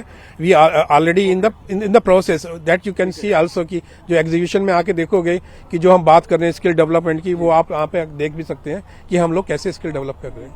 ਸ਼ਾਂਤੀ ਦੂਤ ਜੀ, ਜਿਵੇਂ ਹੋਰ ਰਿਸਰਚ ਤੇ ਇਨੋਵੇਸ਼ਨ ਤੇ ਗੱਲ ਕਰ ਰਹੇ ਸੀਗੇ ਪ੍ਰੋਫੈਸਰ ਰਾਜੀਵ ਹੁਜਾ ਜੀ, ਜਿਹੜੇ ਡਾਇਰੈਕਟਰ IIT ਰੋਪੜ ਸੀਗੇ, ਭਈ ਉਹ ਕਹਿੰਦੇ ਸੀਗੇ ਇਕੱਲਾ ਐਜੂਕੇਸ਼ਨ ਦੇ ਨਾਲ ਐਗਰੀਕਲਚਰ ਜਿਹੜੇ ਕਿਸਾਨਾਂ ਨੂੰ ਵੀ ਨਵੀਆਂ ਜਿਹੜੀਆਂ ਇਨੋਵੇਸ਼ਨਸ ਨੇ ਜਾਂ ਰਿਸਰਚ ਆ ਉਹਨਾਂ ਦਾ ਫਾਇਦਾ ਹੋਏਗਾ। ਦੇਖੋ ਕੁੱਲ ਮਿਲਾ ਕੇ ਤਾਂ ਆਪਾਂ ਸਾਡੇ ਸਟੇਟ ਸਮੇਤ ਐਗਰੀਰੀਅਨ ਸਟੇਟ ਹੀ ਆ, ਆਪਾਂ ਖੇਤੀਬਾੜੀ ਸਾਡਾ ਮੁੱਖ ਕਿੱਤਾ ਹੈਗਾ। ਤੇ ਤੁਹਾਨੂੰ ਕੀ ਲੱਗਦਾ ਵੀ ਜਿਹੜੀਆਂ ਇਹੋ ਜਿਹੇ ਜਿਹੜੇ ਸੰਮੇਲਨ ਨੇ ਉਹਨਾਂ ਦੀ ਆਊਟਕਮ ਕੀ ਹੁੰਦੀ ਹੈ? ਦੇਖੋ, ਜਦੋਂ ਕਿਸੇ ਵੀ ਸੰਮੇਲਨ ਦਾ ਮੰਤਵ ਸ਼ੁੱਧ ਹੋਵੇ ਜੀ ਤਾਂ ਉਹਦੀ ਆਊਟਕਮਸ ਵੀ ਸ਼ੁੱਧ ਅੱਛੀਆਂ ਆਉਂਦੀਆਂ ਜੀ, ਅਗਾਂਹ ਵਧੂ ਹੁੰਦੀਆਂ, ਫਿਊਚਰਲੀ ਬੈਟਰ ਹੁੰਦੀਆਂ ਜੀ। ਤੇ ਜਦੋਂ ਅਸੀਂ ਅੰਮ੍ਰਿਤਸਰ ਦੇ ਵਿੱਚ ਜਿਹੜੀ ਇਹ ਗੱਲ ਚੱਲ ਰਹੀ ਹੈ, ਜਿਹੜੀ ਹੁਣੇ IIT ਦੇ ਡਾਇਰੈਕਟਰ ਸਾਹਿਬ ਵੀ ਕਹਿ ਕੇ ਗਏ ਗੱਲ ਜੀ, ਕਿ ਇਹਦੇ ਚ ਐਗਰੀਕਲਚਰ ਦੀ ਗੱਲ ਹੋਈ। ਅਸੀਂ ਐਗਰੋ ਬੇਸਡ ਇਕਨੋਮੀ ਹੈ ਸਾਡੇ ਦੇਸ਼ ਦੀ। ਭਾਰਤ ਦਾ ਅੰਦਾਤਾ ਤਾਂ ਪੰਜਾਬ ਦਾ ਬਹੁਤ ਸਾਲ ਬਣਿਆ ਰਿਹਾ। ਹੁਣ ਚਾਹੇ ਥੋੜੇ ਮਾਹੌਲ ਬਦਲੇ ਨੇ, ਥੋੜੇ ਪਛੜੇ ਆ ਜਾਂ ਕੁਝ ਕਹਿ ਲਓ, ਪਛੜੇ ਨਹੀਂ ਕਹਿ ਲਈਏ, ਇਹ ਕਹਿ ਲਈਏ ਵੀ ਮੁਲਕ ਦੇ ਬਾਕੀ ਹਿੱਸਿਆਂ 'ਚ ਵੀ ਜਿਹੜਾ ਉਹ ਖੇਤੀ ਅੱਛੀ ਹੋਣ ਲੱਗ ਪਈ। ਤੇ ਜਿਸ ਤਰ੍ਹਾਂ ਮੈਡਮ ਕਹਿ ਰਹੇ ਸੀ ਵੀ ਇੰਜੀਨੀਅਰਿੰਗ ਕਾਲਜਸ ਵੀ ਹੁਣ ਖਾਲੀ ਲੱਗਦੇ ਨੇ ਦੂਸਰੇ, ਇਹਦਾ ਮਤਲਬ ਹੈ ਕਿ ਪਿਛਲੇ ਕੁਝ ਸਮੇਂ 'ਚ ਜਿਹੜੀ ਭਾਰਤ ਦੀ ਸਰਕਾਰ ਹੈ ਉਹਨੇ ਜਿਹੜਾ ਕਿ ਤੁਸੀਂ ਜੌਬ ਸੀਕਰਸ ਨਾ ਬਣੋ, ਜੌਬ ਦੇਣ ਵਾਲੇ ਬਣਨ ਦੀ ਕੋਸ਼ਿਸ਼ ਕਰੋ। ਤਾਂ ਉਹ ਇੰਜੀਨੀਅਰਿੰਗ ਦੇ ਵਿੱਚ ਵੀ ਬਹੁਤ ਸਾਰੀਆਂ ਨਵੀਆਂ ਡਿਵੈਲਪਮੈਂਟਸ ਆਈਆਂ, ਸਕਿੱਲਸ ਨੂੰ ਜੋੜਿਆ ਗਿਆ। ਦੂਸਰਾ, ਜਿਸ ਤਰ੍ਹਾਂ ਹੁਣੇ ਗੱਲ ਇਹਨਾਂ ਨੇ ਜ਼ਿਕਰ ਕੀਤਾ ਵੀ ਤੁਸੀਂ ਖੇਤੀ ਦੀ ਗੱਲ ਕੀਤੀ, ਕਿ ਖੇਤੀ ਦੇ ਉੱਪਰ ਜਿਸ ਤਰ੍ਹਾਂ ਇਜ਼ਰਾਈਲ ਨੂੰ ਮੰਨਿਆ ਜਾਂਦਾ ਕਿ ਇਜ਼ਰਾਈਲ ਦੇ ਕੋਲ ਬਹੁਤ ਜਿਹੜੀਆਂ ਨਵੀਨ ਤਕਨੀਕਾਂ ਹੈਗੀਆਂ, ਹੋਰ ਵੀ ਦੇਸ਼ਾਂ ਕੋਲ ਹੋਣਗੀਆਂ। ਜਦੋਂ ਉਹ ਸਾਰੇ ਇੱਥੇ ਨਵੀਨ ਤਕਨੀਕਾਂ ਲੈ ਕੇ ਆਉਣਗੇ ਤੇ ਕਿਸਾਨ ਲਈ ਨਹੀਂ ਇਕੱਲੇ, ਜਿਹੜਾ ਸਾਡਾ ਯੂਥ ਸਿਰਫ ਔਰ ਸਿਰਫ ਇਹ ਸੋਚਦਾ ਕਿ ਅਸੀਂ ਬਾਹਰ ਚਲੇ ਜਾਈਏ, ਜਦੋਂ ਉਹਨੂੰ ਆਪਣੇ ਘਰ ਪਤਾ ਲੱਗੇਗਾ ਕਿ ਖੇਤੀ ਦੀਆਂ ਵੀ ਨਵੀਆਂ ਤਕਨੀਕਾਂ 'ਚ ਡਾਇਵਰਸੀਫਿਕੇਸ਼ਨ ਕਰਕੇ ਮੈਂ ਬਹੁਤ ਸਾਰੇ ਪੈਸੇ ਵੀ ਕਮਾ ਸਕਦਾ, ਸਮਾਜ ਨਾਲ ਚੱਲ ਸਕਦਾ, ਸਮਾਜ ਨੂੰ ਕੰਟਰੀਬਿਊਟ ਕਰ ਸਕਦਾ। ਔਰ ਖੇਤੀ ਦੇ ਖੇਤਰ ਵਿੱਚ ਵੀ ਜਿਹੜੀ ਲੇਬਰ ਹੈ, ਕਿਉਂਕਿ ਇਸ ਸਮਿਟ ਨੇ ਫਾਈਨਲ ਡੇ ਜਿਹੜਾ ਹੈ, ਇਸ ਤੋਂ ਬਾਅਦ 2 ਦਿਨ ਦੀ ਉੱਥੇ ਲੇਬਰ ਸਮਿਟ ਵੀ ਹੈਗੀ ਹੈ, ਅੰਮ੍ਰਿਤਸਰ ਚੀਜ਼ ਦਾ ਐਜੂਕੇਸ਼ਨ ਰੁਕਣੀ ਹੈ, ਤਾਂ ਇਹ ਕੋਰਿਲੇਟਡ ਹੈਗੀ ਹੈ। ਤਾਂ ਪੰਜਾਬ ਲਈ ਇਸ ਪੱਖੋਂ ਮੈਂ ਕਹਿੰਦਾ ਪੰਜਾਬ ਨੂੰ ਤਾਂ ਭਾਰਤ ਸਰਕਾਰ ਦਾ ਧੰਨਵਾਦੀ ਹੋਣਾ ਚਾਹੀਦਾ ਹੈ, ਬਿਲਕੁਲ, ਕਿਉਂਕਿ ਇਹਦੇ ਨਾਲ ਜਿਹੜਾ ਪੰਜਾਬ ਦਾ ਜਿਹੜਾ ਕਲਚਰ ਹੈ, ਪੰਜਾਬ ਦੀ ਜਿਹੜੀ ਲੈਂਗੁਏਜ ਹੈ, ਪੰਜਾਬੀ ਲੈਂਗੁਏਜ ਹੈ, ਪੰਜਾਬ ਦੀ ਬਾਰੇ ਜਿਹੜੀਆਂ ਲੋਕਾਂ ਨੂੰ ਸਾਡਾ ਕਲਚਰ ਹੈ ਜੋ ਵੀ ਆ, ਸਾਡਾ ਵਿਰਸਾ ਜਿਹੜਾ ਸਾਡੀ ਸਾਂਝ ਹੈ ਪੰਜਾਬੀਆਂ ਦੀ, ਬਿਲਕੁਲ, ਉਹਦੇ ਬਾਰੇ ਜਿਹੜਾ ਦੁਨੀਆ ਨੂੰ ਜਿਹੜੇ ਕੋਈ ਭੇਦ ਭੁਲੇਖੇ ਵੀ ਕਿਤੇ ਹੁਣ ਉਹ ਵੀ ਨਿਕਲ ਜਾਣੇ ਆ। ਔਰ ਭਾਰਤ ਨੂੰ, ਪੰਜਾਬ ਨੂੰ ਇੱਕ ਵਾਰੀ ਫਿਰ ਤੋਂ ਜਿਹੜਾ ਭਾਰਤ ਦਾ ਸਰਮੌਰ ਸੂਬਾ ਬਣਨ ਦਾ ਮੌਕਾ ਮਿਲ ਸਕਦਾ ਹੈ। ਕੱਲ ਜਿਹੜਾ ਸਮਾਗਮ ਸੀਗਾ, ਜਿਹੜੀ ਕੱਲ ਯੂਥ ਸਮਿਟ ਹੋਈ ਹੈ ਕੱਲ, ਉਹਦੇ 'ਚ ਸੱਭਿਆਚਾਰਕ ਪ੍ਰੋਗਰਾਮ ਪੇਸ਼ ਹੋਏ ਔਰ ਵੱਖ-ਵੱਖ ਦੁਨੀਆ ਤੋਂ ਜਿਹੜੇ ਡੈਲੀਗੇਟ ਨੇ ਉਹਨਾਂ ਨੇ ਬੜਾ ਆਨੰਦ ਮਾਣਿਆ ਉਹਨਾਂ ਪ੍ਰੋਗਰਾਮਾਂ ਦਾ। ਜਿਹੜੀ ਬੱਚਿਆਂ ਦੀ ਇੰਟਰੈਕਸ਼ਨ ਹੋਈ ਆ ਉਹ ਬੜਾ। ਤੇ ਜਿਵੇਂ ਤੁਸੀਂ ਗੱਲ ਕੀਤੀ ਸੀ ਸ਼ਾਂਤੀ ਦੂਤ ਜੀ, ਵੀ ਕਦੀ ਆਪਾਂ ਇਜ਼ਰਾਈਲ ਨੂੰ ਦੇਖੋ, ਇਜ਼ਰਾਈਲ ਮੋਟੇ ਤੌਰ ਤੇ ਬੰਜਰ ਭੂਮੀ ਉੱਥੇ ਹੈ ਨਾ, ਔਰ ਡ੍ਰਿਪ ਇਰੀਗੇਸ਼ਨ ਜਿਹੜੀ ਆ, ਆਪਾਂ ਜਿਹੜਾ ਤੁਪਕਾ ਸਿੰਚਾਈ ਆ ਉਹਦੇ ਲਈ, ਜਾਂ ਖਾਸ ਕਰਕੇ ਜਿਹੜੀ ਇਨਡੋਰ ਆ ਜਿਹਨੂੰ ਆਪਾਂ ਗ੍ਰੀਨ ਹਾਊਸ ਫਾਰਮਿੰਗ ਆ, ਉਹ ਇਜ਼ਰਾਈਲ ਤੋਂ ਆਪਾਂ ਦੇਖਣ ਵੀ ਜਾਂਦੇ ਸੀ। ਸਾਡੇ ਮਾਹਰ ਖਾਸ ਕਰਕੇ PAU ਜਾਂ ਹੋਰ ਜਿਹੜੀਆਂ ਜ਼ਰਾਇਤੀ ਯੂਨੀਵਰਸਿਟੀਆਂ ਨੇ ਖੇਤੀਬਾੜੀ ਦੀਆਂ, ਉੱਥੇ ਜਾਂਦੇ ਹੁੰਦੇ ਸੀ ਮਾਹਰ। ਪਰ ਹੁਣ ਤਾਂ ਸਾਡੇ ਆਪਣੇ ਮੁਲਕ ਦੇ ਵਿੱਚ ਇੰਨੀ ਡਿਵੈਲਪਮੈਂਟ ਹੋਈ ਹੈ। ਤੇ ਜਿਵੇਂ ਇਹਨਾਂ ਨੇ ਗੱਲ ਕੀਤੀ ਹੈ ਮੈਡਮ, ਪਈ ਉਹ ਕਹਿੰਦੇ ਸੀ ਜਿਹੜਾ ਇਨਫਰਾਸਟਰਕਚਰ ਹੈ, ਪਈ IITs ਵਿੱਚ ਜਾਂ ਜਿਹੜੇ ਹੋਰ ਇੰਜੀਨੀਅਰਿੰਗ ਕਾਲਜਸ ਆ ਜਾਂ ਆਮ ਜਿਹੜੇ ਤੁਸੀਂ ਇੱਕ ਜਿਹੜਾ ਆ ਵੱਡੀ ਸੰਸਥਾ ਦੇ ਮੁਖੀ ਹੋ, ਤੁਹਾਨੂੰ ਮੈਂ ਜਾਣਨਾ ਚਾਹੁੰਦਾ ਵੀ ਉਹਨਾਂ ਦੇ ਵਿੱਚ ਆਇਆ ਇਹੋ ਜਿਹੀਆਂ ਇਕੁਇਪਮੈਂਟ ਜਿਹੜੀਆਂ ਅਲਟਰਾ ਮਾਡਰਨ ਜਿਹੜਾ ਸਾਜੋ ਸਮਾਨ ਆ ਉਹ ਲੈਬਸ ਦੇ ਵਿੱਚ ਜਾਂ ਉਸ ਤਰ੍ਹਾਂ ਹੈ? ਨਹੀਂ, ਬਿਲਕੁਲ ਵੀ ਨਹੀਂ ਹੈ। ਔਰ ਵਿਦਿਆ ਦੇ ਨਵੀਨੀਕਰਨ ਦੀ ਅੱਜ ਬਹੁਤ ਲੋੜ ਹੈ ਜੀ। ਔਰ ਸਾਨੂੰ G20 ਤੋਂ ਆਸ ਹੈ ਕਿ ਇਹ ਨਵੀਨਤਾ ਜਿਹੜੀ ਹੈ ਜ਼ਰੂਰ ਆਏਗੀ, ਕਿਉਂਕਿ ਸਿਲੇਬਸ ਬਹੁਤ ਲੰਬੀ ਦੇਰ ਤੱਕ ਚੇਂਜ ਨਹੀਂ ਹੁੰਦੇ ਜੀ। ਔਰ ਮੈਂ ਤਾਂ ਇਹ ਕਹਾਂਗੀ ਕਿ ਸਾਨੂੰ ਸਟਾਰਟਅਪਸ ਜਿਹੜੇ ਉਹ ਸ਼ੁਰੂ ਕਰਨੇ ਚਾਹੀਦੇ ਆ, ਫੈਕਟਰੀਜ਼ ਦੇ ਨਾਲ, ਇੰਡਸਟਰੀ ਦੇ ਨਾਲ ਵੀ ਸਾਡਾ ਟਾਈ ਅਪ ਹੋਣਾ ਚਾਹੀਦਾ ਆ। ਔਰ ਮੇਰੀ ਇਹ ਨਿੱਜੀ ਰਾਏ ਵੀ ਹੈ ਕਿ ਥਿਊਰੀ ਦੇ ਨਾਲ ਨਾਲ ਪ੍ਰੈਕਟੀਕਲ ਨੌਲੇਜ ਜਿਹੜੀ ਉਹ ਬਹੁਤ ਜ਼ਰੂਰੀ ਹੈ। ਔਰ ਅੱਜ ਨੌਲੇਜ ਐਕਸਚੇਂਜ ਹੀ ਹੋ ਰਹੀ ਹੈ ਇੱਕ ਤਰ੍ਹਾਂ ਦੀ ਅੰਮ੍ਰਿਤਸਰ ਦੇ ਵਿੱਚ, ਔਰ ਸਾਨੂੰ ਬਹੁਤ ਸਾਰੇ ਫਾਇਦੇ ਜਿਹੜੇ ਇਹਦੇ ਹੋਣਗੇ। ਪ੍ਰੋਫੈਸਰ ਪੁਸ਼ਪਿੰਦਰ IIT ਰੋਪੜ ਤੋਂ ਨੇ ਔਰ ਉਹਨਾਂ ਨਾਲ ਸ਼ੀਸ਼ੂ ਸ਼ਰਮਾ ਜੀ ਗੱਲ ਕਰਨਗੇ। ਜੀ ਦੇਖੋ, ਇਹ ਸਿੱਖਿਆ ਤੇ ਸਾਰੇ ਮਾਹਰ ਜਿਹੜੀ ਗੱਲ ਕਰ ਰਹੇ ਨੇ, ਤੇ ਇਸ ਵੇਲੇ ਸਾਡੇ ਨਾਲ ਇੱਕ ਹੋਰ ਸਿੱਖਿਆ ਦੇ ਮਾਹਰ ਜਿਹੜੇ ਨੇ ਮੌਜੂਦ ਨੇ, ਪੁਸ਼ਪਿੰਦਰ ਜੀ, ਪ੍ਰੋਫੈਸਰ ਪੁਸ਼ਪਿੰਦਰ, ਜਿਹੜੇ ਕਿ IIT ਰੋਪੜ ਵਿੱਚ ਪੜ੍ਹਾਉਂਦੇ ਨੇ। ਅਸੀਂ ਇਹਨਾਂ ਤੋਂ ਵੀ ਇਹੀ ਵੀ ਸਵਾਲ ਕਰਦੇ ਹਾਂ ਕਿ ਕਿਸ ਤਰ੍ਹਾਂ ਇਹ ਮੀਟਿੰਗ ਜਿਹੜੀ ਹੈ ਨੌਜਵਾਨਾਂ, ਪੜ੍ਹੇ ਲਿਖੇ ਨੌਜਵਾਨਾਂ ਲਈ ਕਿਸ ਤਰ੍ਹਾਂ ਮਦਦਗਾਰ ਬਣ ਹੋ ਸਕਦੀ ਹੈ। थैंक यू जी। ये जो क्वेश्चन आपने पूछा है ये बहुत इम्पोर्टेंट क्वेश्चन है। इस क्वेश्चन के जवाब से पहले हमें ये समझना ज़रूरी है कि G20 एक्चुअल में है क्या। तो जब हम G20 की बात करते हैं, ये बेसिकली ग्रुप ऑफ 20 है। मतलब इसका ये है कि इसमें इस ग्रुप में 20 देश आते हैं और 20 देशों के साथ साथ इसमें 9 यानी कि 9 कंट्री ऐसे हैं जो हमारे फ्रेंड कंट्री हैं। तो टोटल मिला के हो जाते हैं 29। अब आजकल का जो ज़माना है उसमें यह है कि कोई भी काम अगर हम बड़ा करना चाहते हैं आज के टाइम में, बड़ा काम करने के लिए ज़रूरी है कि एक दूसरे का साथ रहे। अगर हम साथ में मिलके काम करें तो हम बड़ा काम कर सकते हैं। अब एक एग्जांपल अभी आपने हाल ही में देखा, जब कोविड चल रहा था, तो कोविड के टाइम में वैक्सीन्स की बारी आई। इंडिया ने कुछ वैक्सीन डेवलप किए, दूसरे कंट्रीज़ ने कुछ वैक्सीन डेवलप किए, सब ने सबको वो वैक्सीन शेयर किए, है ना। तो जब आपकी फ्रेंडशिप होती है दूसरे कंट्रीज़ के साथ और आप कोई नया इनोवेशन या नया डेवलपमेंट या नई टेक्नोलॉजी डेवलप करते हैं, तो उस फ्रेंडशिप में आप उस टेक्नोलॉजी को शेयर करने से कतराते नहीं हैं। तो ये G20 का ग्रुप है, ये उसी मुहिम को आगे बढ़ाने की एक पहल है। तो आगे जो टेक्नोलॉजीज आएंगी अलग अलग देशों से, वो सब एक दूसरे में शेयर होंगी, और जब फ्रेंडशिप बढ़ती है तो लोगों का आना जाना भी बहुत बढ़ता है, चाहे वो हमारा कंट्री हो, चाहे वो और कंट्री हो। हर जगह ये है कि अब हमारे यहाँ के लोग जर्मनी, कनाडा, US हर जगह जाके रहते हैं, काम करते हैं, वहाँ के लोग भी यहाँ आके रहते हैं और काम करते हैं। तो ये जो टेक्नोलॉजी का शेयर करना है, ये इसको सबसे ज़्यादा बढ़ाएगा G20 की जो फ्रेंडशिप है जो हम देख रहे हैं। तो इससे सबसे ज़्यादा जो फ़ायदा होगा, अगर आप एक चीज़ देखें कि इंडिया जो है वो सबसे बड़ा यूथ कंट्री है आज की डेट में। हम वर्ल्ड की सबसे ज़्यादा बड़ी पॉपुलेशन है, पहली बात। दूसरी बात यह है कि हमारे यहाँ सबसे ज़्यादा यूथ रहता है। तो ओबियस सी बात है कि जब फ्रेंडशिप ज़्यादा बढ़ेगी, टेक्नोलॉजी का शेयर होगा, नॉलेज का शेयर होगा, तो सबसे ज़्यादा फायदा यूथ का ही होगा आने वाले टाइम में। तो क्या मानते हैं सर कि जिस तरह हमारे यहाँ रुझान है कि विदेश में जाना है, तो उस रुझान पे भी कहीं ना कहीं कुछ रोक लगेगी? सर अब एक्चुअली आगे के टाइम में ना, अब कुछ समय बाद ये विदेश वाली सिचुएशन थोड़ी सी खत्म हो जाएगी, क्योंकि जो कंट्रीज के बीच की जो डिस्टेंस है, डिस्टेंस इन टर्म्स ऑफ ऐसा नहीं कि किलोमीटर वाली डिस्टेंस, लेकिन जो फ्रेंडशिप की डिस्टेंस है वो काफ़ी कम हो रही है। और लोग जाते थे अपॉर्चुनिटी के लिए, जैसे आप एजुकेशन की बात करें तो आप अपॉर्चुनिटी के लिए US में पढ़ने जाते हो, लेकिन अगर आपको वही अपॉर्चुनिटी इंडिया में मिले तो आप दूर क्यों जाएंगे। जैसे लोग गांव से शहर में आते हैं, बिजली नहीं है, मनोरंजन नहीं है, बहुत सारी चीज़ों के लिए गांव से लोग शहर में आते हैं। तो सेम चीज़ आदान प्रदान रहेगा, काम करने के लिए आएंगे जाएंगे, एक्सपर्टाइज के लिए आएंगे जाएंगे, वो भी आएंगे हम भी जाएंगे। तो इसको दूसरे तरीके से देखा जाएगा। जैसे इसका G20 का एक नारा है, आपने पढ़ा होगा, 1 अर्थ 1 फैमिली 1 ड्रीम। हाँ, तो वही एक चीज़ है जिसको अपने प्रधानमंत्री जी भी कह रहे हैं, सारे लोग जो G20 में हैं वो कह रहे हैं कि हम सब लोग एक परिवार की तरह आगे जाके बिहेव करेंगे। तो मुझे लगता है कि जो कंट्रीज़ की बाउंड्री है वो छोटी हो जाएगी। वो बाय डेफिनेशन जो हम बात कर रहे हैं कि साहब इस कंट्री में जाना है, उस कंट्री में जाना है, जैसे एक ज़माने में ये भी था कि स्टेट से दूसरी स्टेट में जाने से लोग परदेश बोलते थे। जैसे मेरे गांव में अभी भी लोग बहुत से बोलते हैं कि अरे परदेश में जा रहे हो, जबकि मैं तो यूपी से पंजाब में आया हूं बस। तो ये चीज़ अब कम हो जाएगी, काफ़ी कम हो जाएगी। अपॉर्चुनिटीज़ हर जगह मिलेंगी, बड़ी बड़ी अपॉर्चुनिटीज़ मिलेंगी। अगर आप देखें कि पिछले टाइम में इंडिया में कितनी बड़ी बड़ी अपॉर्चुनिटीज़ बाहर की कंपनियों से आई हैं, और जो यकीन बढ़ रहा है हमारे देश के प्रति, जो यकीन बढ़ रहा है, जो कॉन्फिडेंस बढ़ रहा है बाकी कंट्रियों का, वो भी बहुत ज़्यादा बढ़ रहा है। और ये जिस तरह की मीटिंग है, इसमें इस कॉन्फिडेंस में और ज़्यादा सपोर्ट मिलेगा और ज़्यादा मजबूती आएगी, ये मुझे लगता है।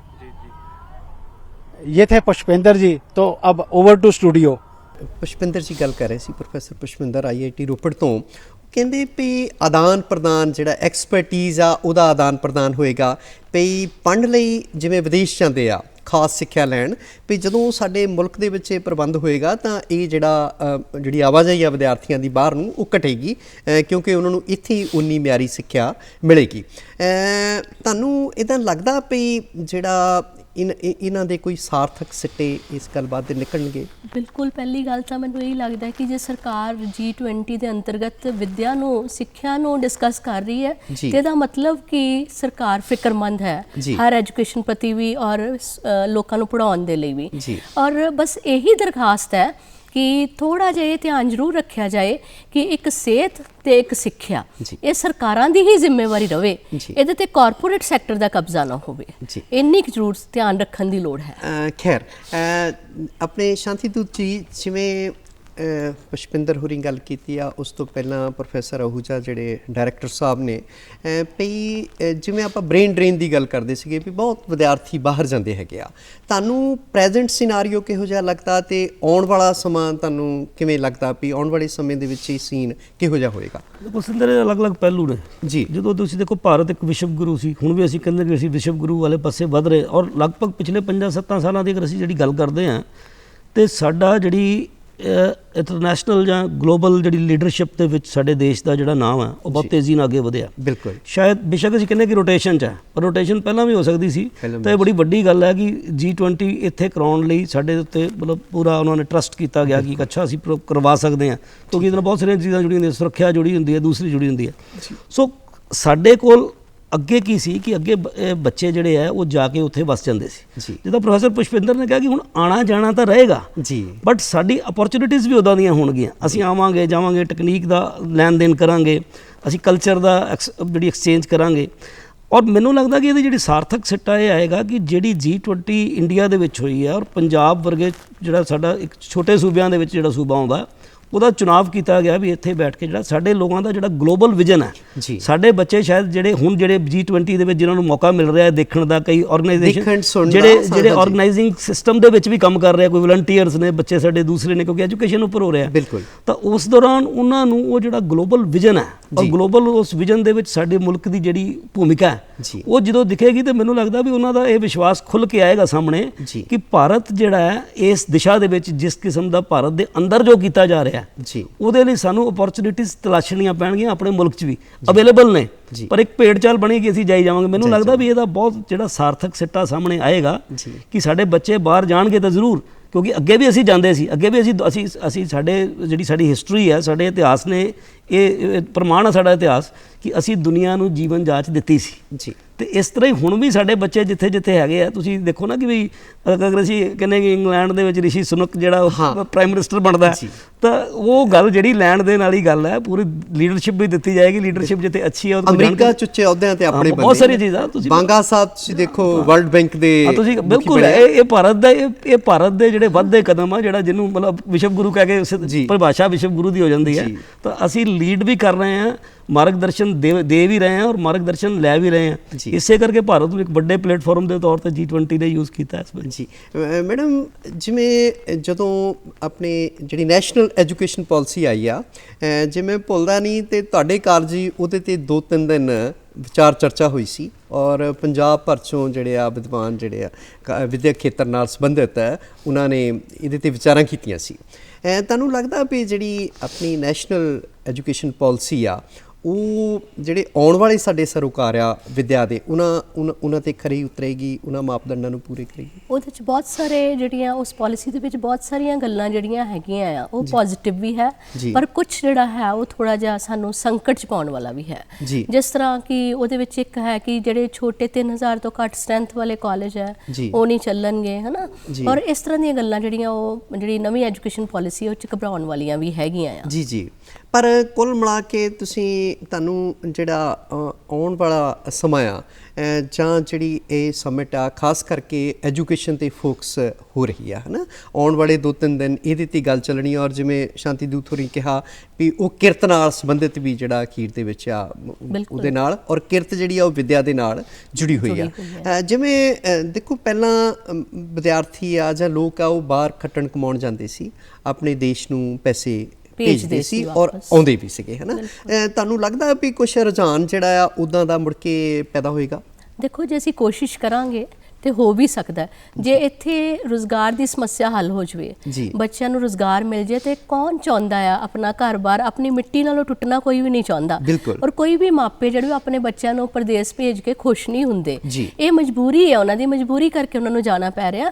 ਜੇ ਸਾਰੀਆਂ ਕਦਰਾਂ ਕੀਮਤਾਂ ਜਿਹੜੀਆਂ ਇੱਥੇ ਸੁਰੱਖਿਅਤ ਹੋ ਜਾਣ, ਸਮਾਜਿਕ ਸੁਰੱਖਿਆ ਮਿਲੇ, ਪੜ੍ਹਾਈ ਦੇ ਨਾਲ ਰੁਜ਼ਗਾਰ ਦੀ ਵਿਵਸਥਾ ਹੋਵੇ ਔਰ ਹਰ ਬੱਚਾ ਜਿਹੜਾ ਉਹ ਪੜ੍ਹ ਸਕੇ, ਗਰੀਬ ਦਾ ਬੱਚਾ, ਇੱਕ ਕਿਸਾਨ ਦਾ ਬੱਚਾ, ਇੱਕ ਮਜ਼ਦੂਰ ਦਾ ਬੱਚਾ, ਇੱਕ ਰਿਕਸ਼ਾ ਚਾਲਕ ਦਾ ਬੱਚਾ, ਹਰ ਐਜੂਕੇਸ਼ਨ ਮਹਿੰਗੀ ਨਾ ਹੋਵੇ। ਜੀ ਸ਼ਾਂਤੀ ਦੂਤ ਜੀ, ਜਿਵੇਂ ਮੈਡਮ ਕਹਿੰਦੇ ਨੇ ਵੀ ਹਰ ਇੱਕ ਦੀ ਪਹੁੰਚ ਦੇ ਵਿੱਚ ਹੋਵੇ, ਤੁਹਾਨੂੰ ਲੱਗਦਾ ਵੀ ਜਿਹੜਾ ਆ ਹਰ ਇੱਕ ਦੇ ਪਹੁੰਚ ਦੇ ਵਿੱਚ ਅੱਜ ਦੀ ਡੇਟ ਦੇ ਵਿੱਚ, ਅੱਜ ਦੀ ਤਰੀਕ ਦੇ ਵਿੱਚ ਸਿੱਖਿਆ ਜਿਹੜੀ ਆ, ਖਾਸ ਕਰਕੇ ਜਿਹੜੀ ਹਾਇਰ ਐਜੂਕੇਸ਼ਨ ਹੈ, ਜਿਵੇਂ ਪ੍ਰੋਫੈਸ਼ਨਲ ਜਿਹੜੀ ਇੰਜੀਨੀਅਰਿੰਗ ਕਹਿ ਲਓ ਜਾਂ ਮੈਡੀਕਲ ਦਾ ਖੇਤਰ ਆ ਜਿਹੜਾ, ਵੀ ਜਾਂ ਹੋਰ ਜਿਹੜੇ ਖੇਤਰ ਨੇ ਜਿੱਥੇ ਯੂਨੀਵਰਸਿਟੀਜ਼ ਵਿੱਚ ਬੱਚਾ ਜਾਂਦਾ ਕਾਲਜ ਦੀ ਪੜ੍ਹਾਈ ਖਤਮ ਕਰਕੇ, ਵੀ ਉਹ ਆਮ ਜਿਹੜਾ ਮਨੁੱਖ ਆ, ਜਿਹੜਾ ਆਮ ਬਸ਼ਿੰਦਾ ਦੇਸ਼ ਦਾ, ਉਹਦੀ ਪਹੁੰਚ ਦੇ ਵਿੱਚ ਲੱਗਦੀ ਤੁਹਾਨੂੰ? ਦੇਖੋ ਇਹ ਜਿਹੜੀ ਸੰਦਰਭ 'ਚ ਗੱਲ ਇਹਨਾਂ ਨੇ ਤੁਸੀਂ ਸ਼ੁਰੂ ਕੀਤੀ ਸੀ ਕਿ ਜਿਹੜੀ ਰਾਸ਼ਟਰੀ ਸਿੱਖਿਆ ਨੀਤੀ ਦੀ ਗੱਲ ਕੀਤੀ ਤੁਸੀਂ, ਸਾਡੀ ਕੌਮੀ ਸਿੱਖਿਆ ਨੀਤੀ ਬਿਲਕੁਲ ਜੀ। ਤਾਂ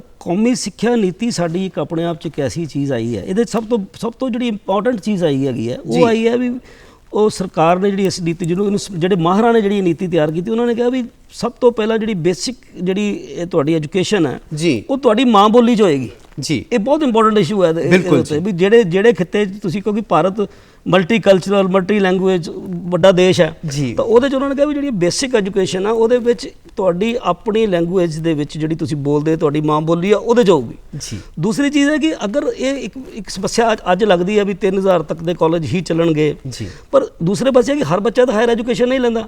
ਦੂਸਰੇ ਅਗਰ ਉਹ ਕਾਲਜ ਤੱਕ ਪਹੁੰਚਣ ਦੀ ਕੈਪੈਸਿਟੀ 3000 ਹੋਏਗੀ, ਤਾਂ ਨਾਲ ਜਿਹੜੇ ਸਕਿੱਲ ਇੰਡੀਆ ਦੇ ਛੋਟੇ ਸੈਂਟਰ ਜਿਹੜੇ ਸਕੂਲ 'ਚ ਬਣ ਰਹੇ ਨੇ, ਅਟਲ ਟਿਕਲਿੰਗ ਲੈਬਸ ਜਿਹੜੀਆਂ ਸੀਨੀਅਰ ਸੈਕੰਡਰੀ ਸਕੂਲਾਂ 'ਚ ਉੱਥੇ ਬਣ ਰਹੀਆਂ, ਜਿਹੜੀਆਂ ਸਾਇੰਸ ਦੀ ਸਾਰੀ ਗੱਲ ਦੱਸਦੀਆਂ ਨੇ।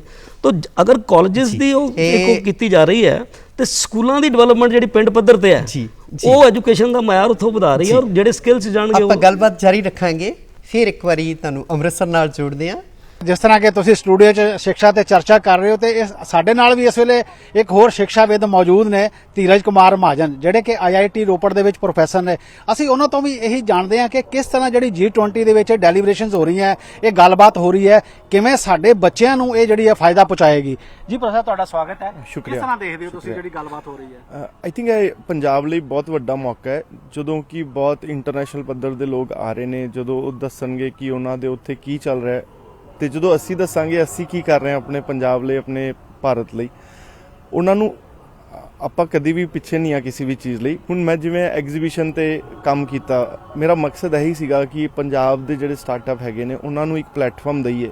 IIT ਰੋਪੜ ਦੇ ਥਰੂ ਅਸੀਂ ਉਹਨਾਂ ਨੂੰ ਬੁਲਾਇਆ, ਇੱਥੇ 60 ਤੋਂ ਜ਼ਿਆਦਾ ਸਟਾਰਟਅਪ ਇੱਥੇ ਆਏ ਨੇ, ਜਿਹੜੇ ਕਿ ਇੱਧਰ ਦੇ ਰੀਜਨ 'ਚ ਹੀ ਹੈ, ਮਤਲਬ ਦਿੱਲੀ ਦੇ ਨੇੜੇ ਤੇੜੇ, ਪੰਜਾਬ, ਹਰਿਆਣਾ ਸਾਰੇ, ਤੇ ਉਹ ਧਰਤੀ ਨਾਲ ਜੁੜੇ ਹੋਏ ਹੈ, ਐਗਰੀਕਲਚਰ ਨਾਲ ਜੁੜੇ ਹੋਏ ਹੈ। ਤੇ ਆਈ ਥਿੰਕ ਜਿਹੜਾ ਬੰਦਾ ਇੱਥੇ ਆਉਂਦਾ ਹੈ, ਹੁਣੇ ਜਿਹੜਾ ਵੀ ਦੇਖ ਕੇ ਗਿਆ, ਉਹ ਇੰਨਾ ਖੁਸ਼ ਹੋ ਰਿਹਾ ਕਿ ਸਾਡੇ ਲੁਧਿਆਣੇ ਦੀ ਕੰਪਨੀ ਹੈ ਜਿਹੜੇ ਡਰੋਨ ਤੇ ਕੰਮ ਕਰ ਰਹੀ ਹੈ, ਸਪਰੇ ਕਰਨ ਨੂੰ।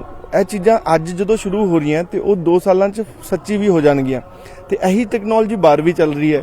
ਇਸੇ ਕਰਕੇ ਮੈਨੂੰ ਨਹੀਂ ਲੱਗਦਾ ਕਿ ਅਸੀਂ ਕਿਤੇ ਵੀ ਪਿੱਛੇ ਆ। ਜਿਹੜੇ ਸਟਾਰਟਅਪ ਹੈਗੇ ਨੇ, ਇਹ ਸਾਡੀ ਟੈਕਨੋਲੋਜੀ ਨੂੰ ਬਹੁਤ ਤੇਜ਼ੀ ਨਾਲ ਇੰਪਲੀਮੈਂਟ ਕਰਨ 'ਚ ਹੈਲਪ ਕਰਨਗੇ।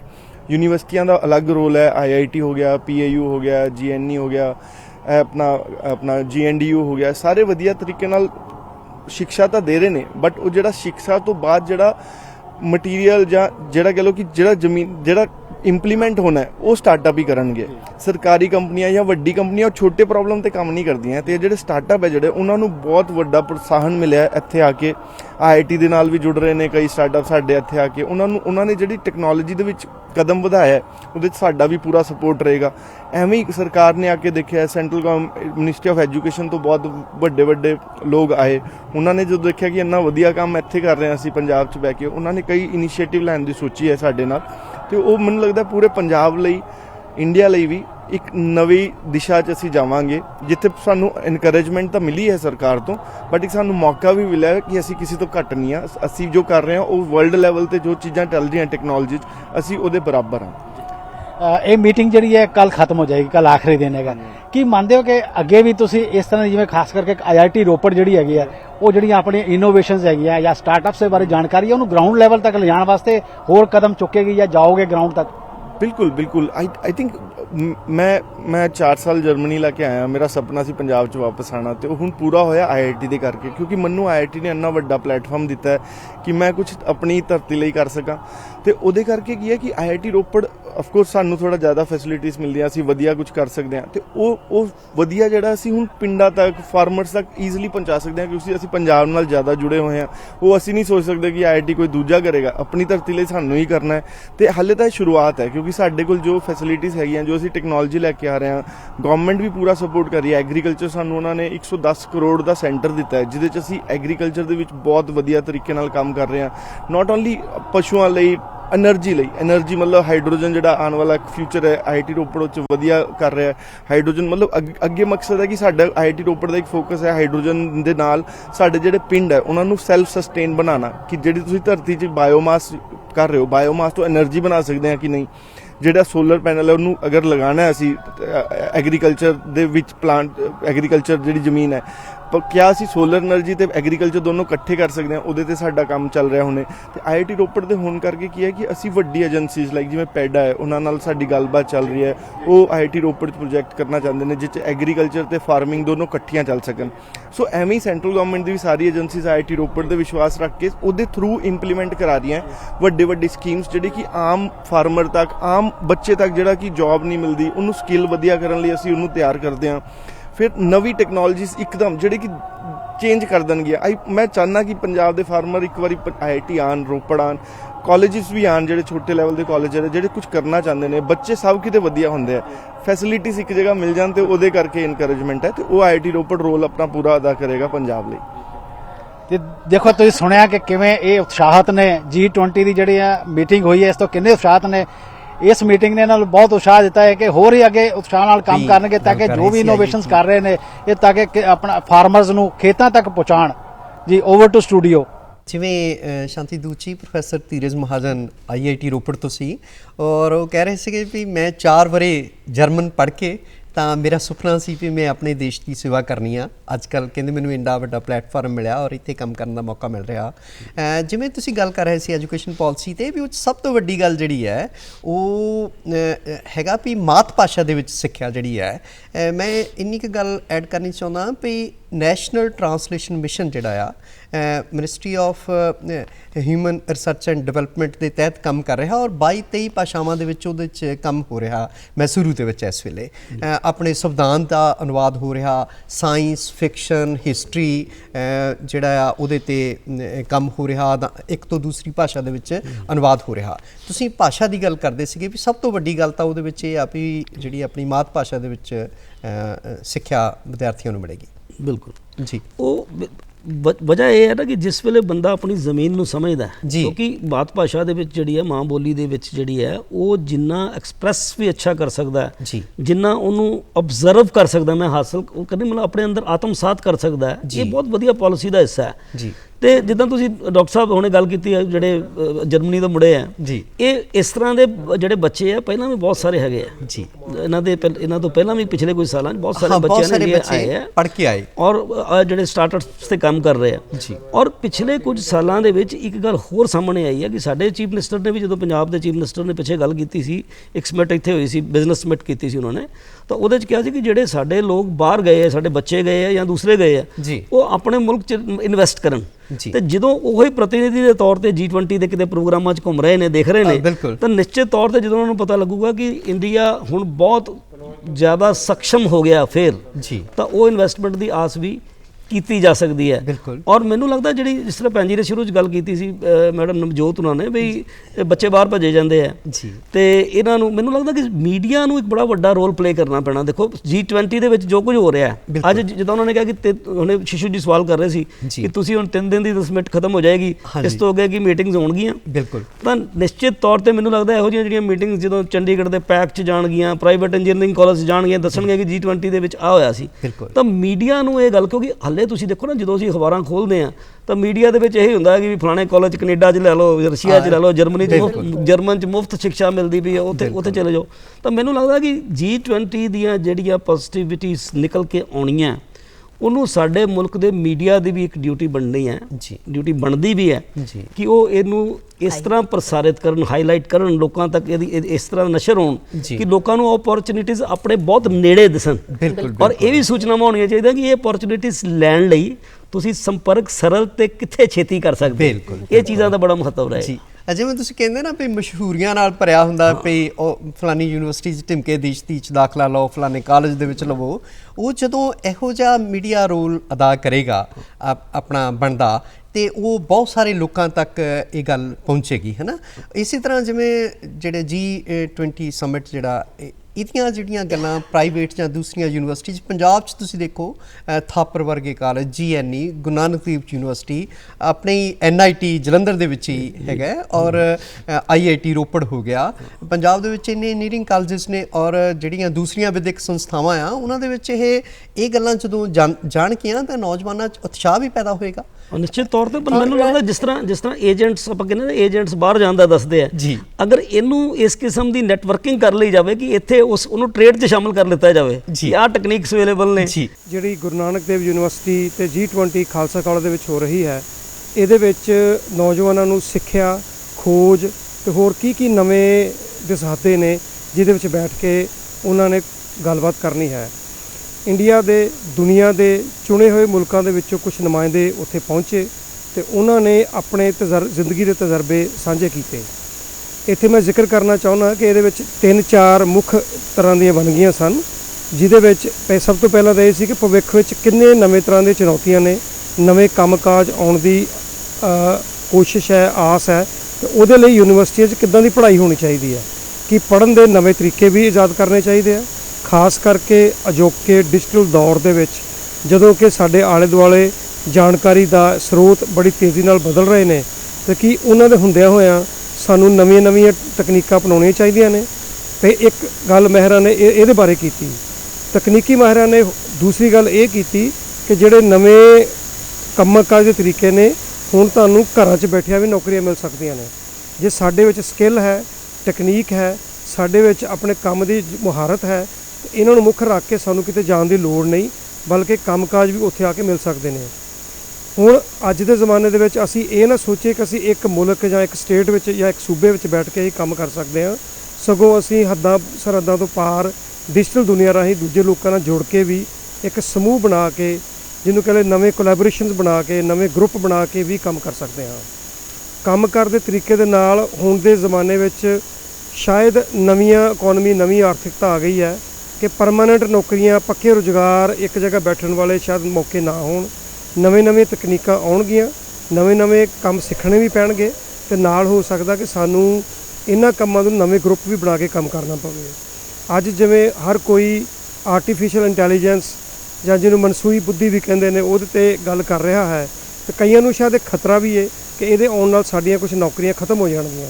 ਪਰ ਜੇ ਅਸੀਂ ਪਿੱਛੇ ਮੁੜ ਕੇ ਵੇਖੀਏ, ਕੁਝ ਸਾਲ ਪਹਿਲਾਂ ਜਦੋਂ ਕੰਪਿਊਟਰ ਆਏ ਸਨ ਤੇ ਲੋਕਾਂ ਨੂੰ ਲੱਗਦਾ ਸੀ ਕਿ ਕੰਪਿਊਟਰ ਆਉਣ ਦੇ ਨਾਲ ਸਾਡੇ ਬਹੁਤ ਸਾਰੇ ਰੁਜ਼ਗਾਰ ਖਤਮ ਹੋ ਜਾਣਗੇ, ਪਰ ਅੱਜ 21ਵੀਂ ਸਦੀ ਦੇ 23ਵੇਂ ਸਾਲ ਜਦੋਂ ਅਸੀਂ ਇੱਥੇ ਪਹੁੰਚੇ ਹਾਂ ਤੇ ਅਸੀਂ ਦੇਖਦੇ ਹਾਂ ਕਿ ਰੁਜ਼ਗਾਰ ਸਗੋਂ ਖਤਮ ਨਹੀਂ ਹੋਏ, ਨਵੇਂ ਰੁਜ਼ਗਾਰ ਦੇ ਸਾਧਨ ਪੈਦਾ ਹੋ ਗਏ ਹਨ।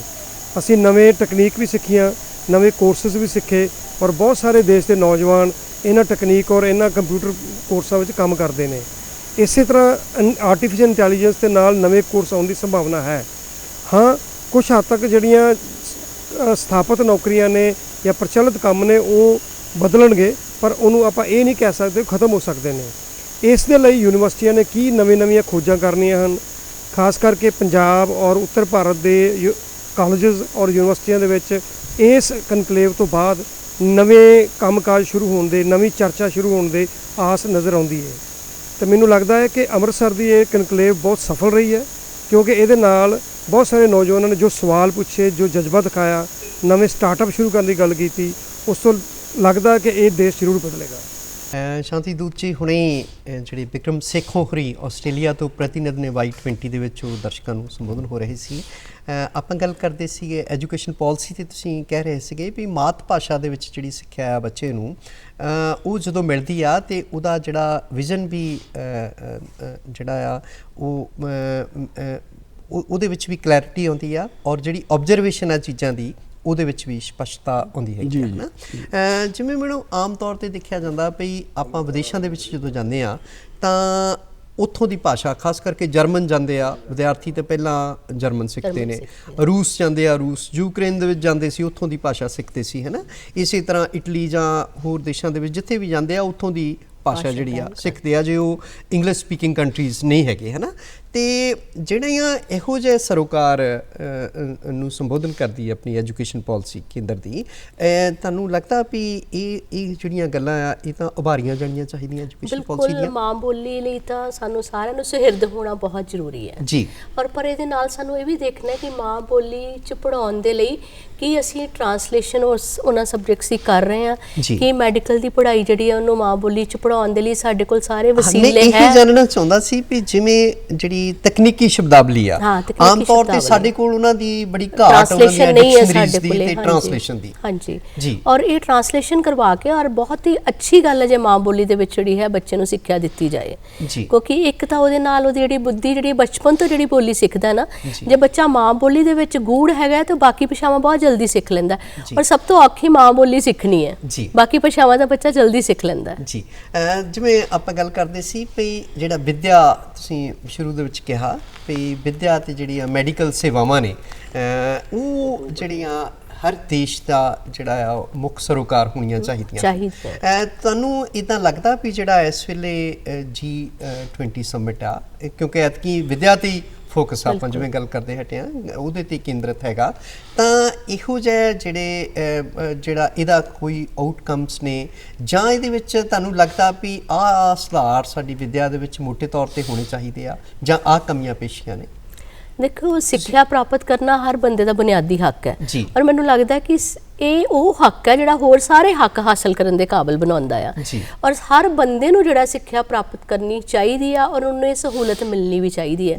ਔਰ ਸਰਕਾਰ ਦੀ ਸੰਜੀਦਗੀ ਸਪਸ਼ਟ ਦੇਖੀ ਰਹੀ ਹੈ ਸਾਨੂੰ ਕਿ ਸਰਕਾਰ ਸੁਹਿਰਦ ਹੈ ਉਹ ਸਿੱਖਿਆ ਪ੍ਰਤੀ, ਔਰ ਇਹੀ ਕਾਰਨ ਹੈ ਕਿ G20 ਦੇ ਵਿੱਚ ਇਹਨਾਂ ਮੁੱਦਿਆਂ ਨੂੰ ਉਭਾਰਿਆ ਜਾ ਰਿਹਾ ਆ ਔਰ ਖੋਜਾਂ ਦੀ ਗੱਲ ਹੋ ਰਹੀ, ਨਵੀਨਤਾ ਦੀ ਗੱਲ ਹੋ ਰਹੀ ਹੈ, ਤੇ ਜ਼ਰੂਰ ਹੀ ਜਿਹੜਾ ਹੈ ਇਹਦਾ ਇੰਪੈਕਟ ਹੋਰ ਮੈਂ ਕਿਤੇ ਨਹੀਂ ਕਹਿ ਰਹੀ, ਮੈਨੂੰ ਨਹੀਂ ਪਤਾ ਕਿ ਪਏਗਾ ਕਿ ਨਹੀਂ, ਪਰ ਪੰਜਾਬ ਦੇ ਸਾਡੇ ਮੁੱਖ ਮੰਤਰੀ ਸਾਹਿਬ ਨੇ ਗੱਲ ਜ਼ਰੂਰ ਕਹੀ ਹੈ ਕਿ ਜੋ ਵੀ ਸਿੱਟੇ ਇਸ ਤੇ ਨਿਕਲਣਗੇ ਅਸੀਂ ਆਪਣੀ ਸਟੇਟ 'ਚ ਜ਼ਰੂਰ ਲਾਗੂ ਕਰਾਂਗੇ। ਔਰ ਮੈਨੂੰ ਆਸ ਹੀ ਨਹੀਂ, ਵਿਸ਼ਵਾਸ ਵੀ ਹੈ ਕਿ ਸਾਡੇ ਮੁੱਖ ਮੰਤਰੀ ਸਾਹਿਬ ਆਪ ਵੀ ਅਧਿਆਪਕ ਦੇ ਬੇਟੇ ਹੈ ਔਰ ਸਿੱਖਿਆ ਪ੍ਰਤੀ ਉਹਨਾਂ ਦੀ ਸੁਹਿਰਦਤਾ ਵੀ ਦਿਖ ਰਹੀ ਹੈ ਕਿ ਉਹ ਜ਼ਰੂਰ ਹੀ ਸਿੱਖਿਆ ਨੂੰ ਆਮ ਬੰਦੇ ਦੇ ਪੱਧਰ ਤੱਕ ਲੈ ਕੇ ਜਾਣਗੇ ਕਿ ਹਰ ਬੰਦਾ ਜਿਹੜਾ ਉਹ ਸਿੱਖਿਆ ਗ੍ਰਹਿਣ ਕਰ ਸਕੇਗਾ। ਜੀ, ਸ਼ਾਂਤੀ ਦੂਤ ਜੀ, ਜਿਵੇਂ ਇਹ ਗੱਲ ਕਰਦੇ ਨੇ ਸਿੱਖਿਆ ਸੰਬੰਧੀ, ਮੈਂ ਇਹ ਗੱਲ ਕਰਨੀ ਚਾਹੁੰਦਾ ਵੀ ਜਿਵੇਂ ਜਿਹੜਾ ਇਹ ਸਮਿਟ ਆ, ਤੁਸੀਂ ਗੱਲ ਕਰਦੇ ਸੀਗੇ ਮੀਡੀਆ ਦੀ, ਵੀ ਮੀਡੀਆ ਨੂੰ ਇਹੋ ਜਿਹੀਆਂ ਗੱਲਾਂ ਨੂੰ ਉਭਾਰਨਾ ਚਾਹੀਦਾ, ਹਰ ਘਰ ਇਹ ਗੱਲ ਪਹੁੰਚਣੀ ਚਾਹੀਦੀ ਆ, ਹਰ ਛੋਟੇ ਵੱਡੇ ਤੱਕ ਇਹ ਸਰੋਕਾਰ ਜਿਹੜੇ ਆ ਪਹੁੰਚਣੇ ਚਾਹੀਦੇ ਨੇ, ਵਿਦਿਅਕ ਸਰੋਕਾਰ ਆਪਣੇ। ਜਿਵੇਂ ਕਈ ਦੇਸ਼ ਆਪਾਂ ਆਮ ਤੌਰ ਤੇ ਕਿਉਂਕਿ ਮੀਡੀਆ ਨਾਲ ਸੰਬੰਧਿਤ ਆ ਦੋਵੇਂ ਜਣੇ, ਵੀ ਸਾਡੀਆਂ ਅਖਬਾਰਾਂ ਸਨਸਨੀਖੇਜ਼ ਖਬਰਾਂ ਨਾਲ ਭਰੀਆਂ ਹੁੰਦੀਆਂ, ਵੀ ਡਾਕੇ, ਚੋਰੀਆਂ, ਕਤਲ, ਐਕਸੀਡੈਂਟ ਆਮ ਤੌਰ ਤੇ ਖਾਸ ਕਰਕੇ ਆਪਣੇ ਜਿਹੜੀਆਂ ਮੁੱਖ ਸੁਰਖੀਆਂ ਵਾਲਾ ਪੰਨਾ ਆ ਉਹਦੇ ਤੇ ਇਹੋ ਜਿਹੀਆਂ ਖਬਰਾਂ ਹੁੰਦੀਆਂ ਨੇ।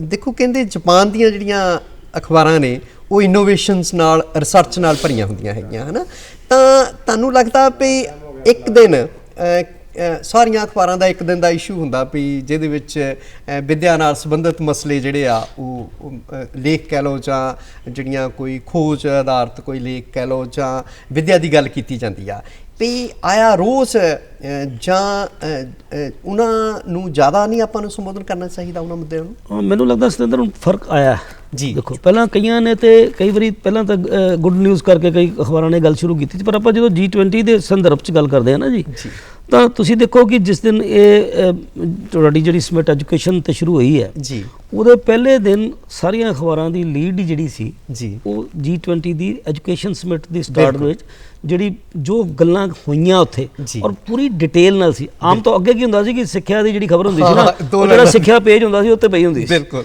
ਤਾਂ ਹੁਣ ਜਿਹੜੀ ਹੈ ਇਹ ਚੇਂਜਸ ਆ ਰਹੀਆਂ ਨੇ ਔਰ ਇਹ ਤੋਂ ਇਲਾਵਾ ਤੁਸੀਂ ਦੇਖੋ ਨਾ ਕਿ ਜਿੱਦਾਂ ਗੈਜਟਸ ਦੇ ਉੱਤੇ ਨੂੰ ਲੈ ਕੇ ਬਹੁਤ ਹੁੰਦਾ, ਟੈਕਨੀਕਸ ਦੇ ਉੱਪਰ ਬਹੁਤ ਸਾਰੀ ਕਵਰੇਜ ਮਿਲਣ ਲੱਗ ਪਈ ਹੈ। ਅੱਛਾ, ਇਹਦਾ ਹੁੰਦਾ ਕਿ ਇਹ ਜਿਹੜੀ ਜਿਸ ਮੁਲਕ 'ਚ ਆਪਾਂ ਰਹਿੰਦੇ ਹਾਂ, ਜਿਸ ਖਿੱਤੇ 'ਚ ਆਪਾਂ ਰਹਿੰਦੇ ਹਾਂ, ਉੱਥੇ ਦੇ ਲੋਕਾਂ ਦਾ ਵਿਜ਼ਨ ਕੀ ਹੈ।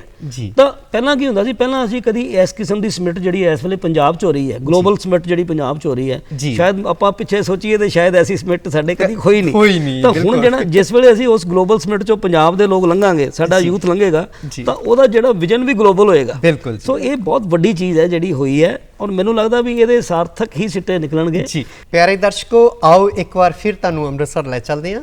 ਦੇਖੋ, ਅਸੀਂ ਪਹਿਲਾਂ ਗੱਲ ਕੀਤੀ ਸਿੱਖਿਆ ਵਿਦਾਂ ਨਾਲ, ਸਿੱਖਿਆ ਮਾਹਰਾਂ ਨਾਲ, ਜਿਨ੍ਹਾਂ ਸਾਨੂੰ ਦੱਸਿਆ ਕਿ ਇਹ G20 ਦੀ ਮੀਟਿੰਗ ਜਿਹੜੀ ਹੈ ਇਹ ਭਾਰਤ ਲਈ ਜਾਂ ਹੋਰ विश्व के देशों लिए कितनी अहम है। नई नई टेक्नोलॉजी इंट्रोड्यूस करें।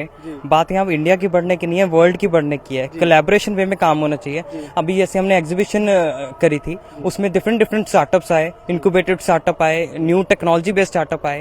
ये सारे फॉरेन डेलीगेट्स उन स्टार्टअप्स को देखा, विजिट करा, उस टेक्नोलॉजी को समझा कि स्टूडेंट्स किस टाइप का स्टार्टअप्स कर रहे हैं and they are very impress with that. तो मैं तो यही कहूँगा कि कोलैबोरेट वे में ये कोलैबोरेट वे में हमारा काम हुए, सबके साथ न्यू टेक्नोलॉजीज आए और क्या कहते हैं वो फॉरेन डेलीगेट्स ने कुछ क्वेश्चंस पूछे भी कि इनका कैसे होगा, उनका कैसे होगा। उन्होंने कुछ सोल्यूशन भी बताए जिस बारे में इनको प्रॉब्लम्स आ रही थी उस बारे में, और उन्होंने कहा भी कि हम आपके साथ काम करना चाहते हैं। कुछ तो बहुत खुश हुए। मैं और बहुत खुशी से बताना चाहूँगा कि कुछ फॉरेन डेलीगेट कुछ देशों के जैसे चाइना वगैरह से दोबारा आ रहे थे कि ये कैसे बहुत अच्छा लगा उन सबसे मिलके। मेरा लास्ट में यही कहना चाहूँगा कि कोलैबोरेट वे में काम करें और कुछ बड़ा करें, कुछ बड़ा सोचें कि बड़ी पिक्चर का पार्ट बन सके। या तो इस तरह एक इस दे नाल ही साडे नाल एक और स्टूडेंट ने आशिका, असी उन्हों तो जानते हैं कि वो किस तरह आशिता जिहड़े देखते हैं इस मीटिंग में। तो ये इवेंट हमें बहुत ही एक्साइटिंग लगा और बहुत ही इम्पोर्टेंट था ये हमारे उसके लिए, लाइक कंट्री के लिए भी एक तरह से, क्योंकि ये दूसरा इवेंट है और फिर यहाँ पे भी हम देख रहे हैं कि इतने सारे स्टार्टअप्स आ रहे हैं और वो लोग अपनी टेक्नोलॉजीज जिस तरह पहले बताया कि डिस्प्ले कर रहे हैं, और डेलीगेट्स के आने से वो फील हो रहा है कि वो यूनाइटेड सी फीलिंग आती है और इतने लोगों के आने की वजह से लगता है कि हम सब लोग कुछ बहुत ही तरक्की वाली चीज़ कर रहे हैं, जिसकी वजह से मतलब हमें अपनी कंट्री में और ज़्यादा यकीन सा महसूस होता है कि लाइक डेवलपमेंट की तरफ जा रहे हैं और बहुत ही कुछ अच्छी प्रगति हो रही है। और ऐसा होता रहेगा बार बार धीरे धीरे करके, तो लोगों को महसूस होता रहेगा कि there are opportunities in this country and the country is moving towards development and that's very necessary. Like क्योंकि कोविड के बाद से मतलब सब कुछ थोड़ा थमसा गया था और अभी ऐसा लग रहा है कि वापस से शुरू हो गया है, तो ऐसे से इवेंट्स होते रहेंगे तो फिर सबके लिए अच्छा ही रहेगा कंट्री के लिए।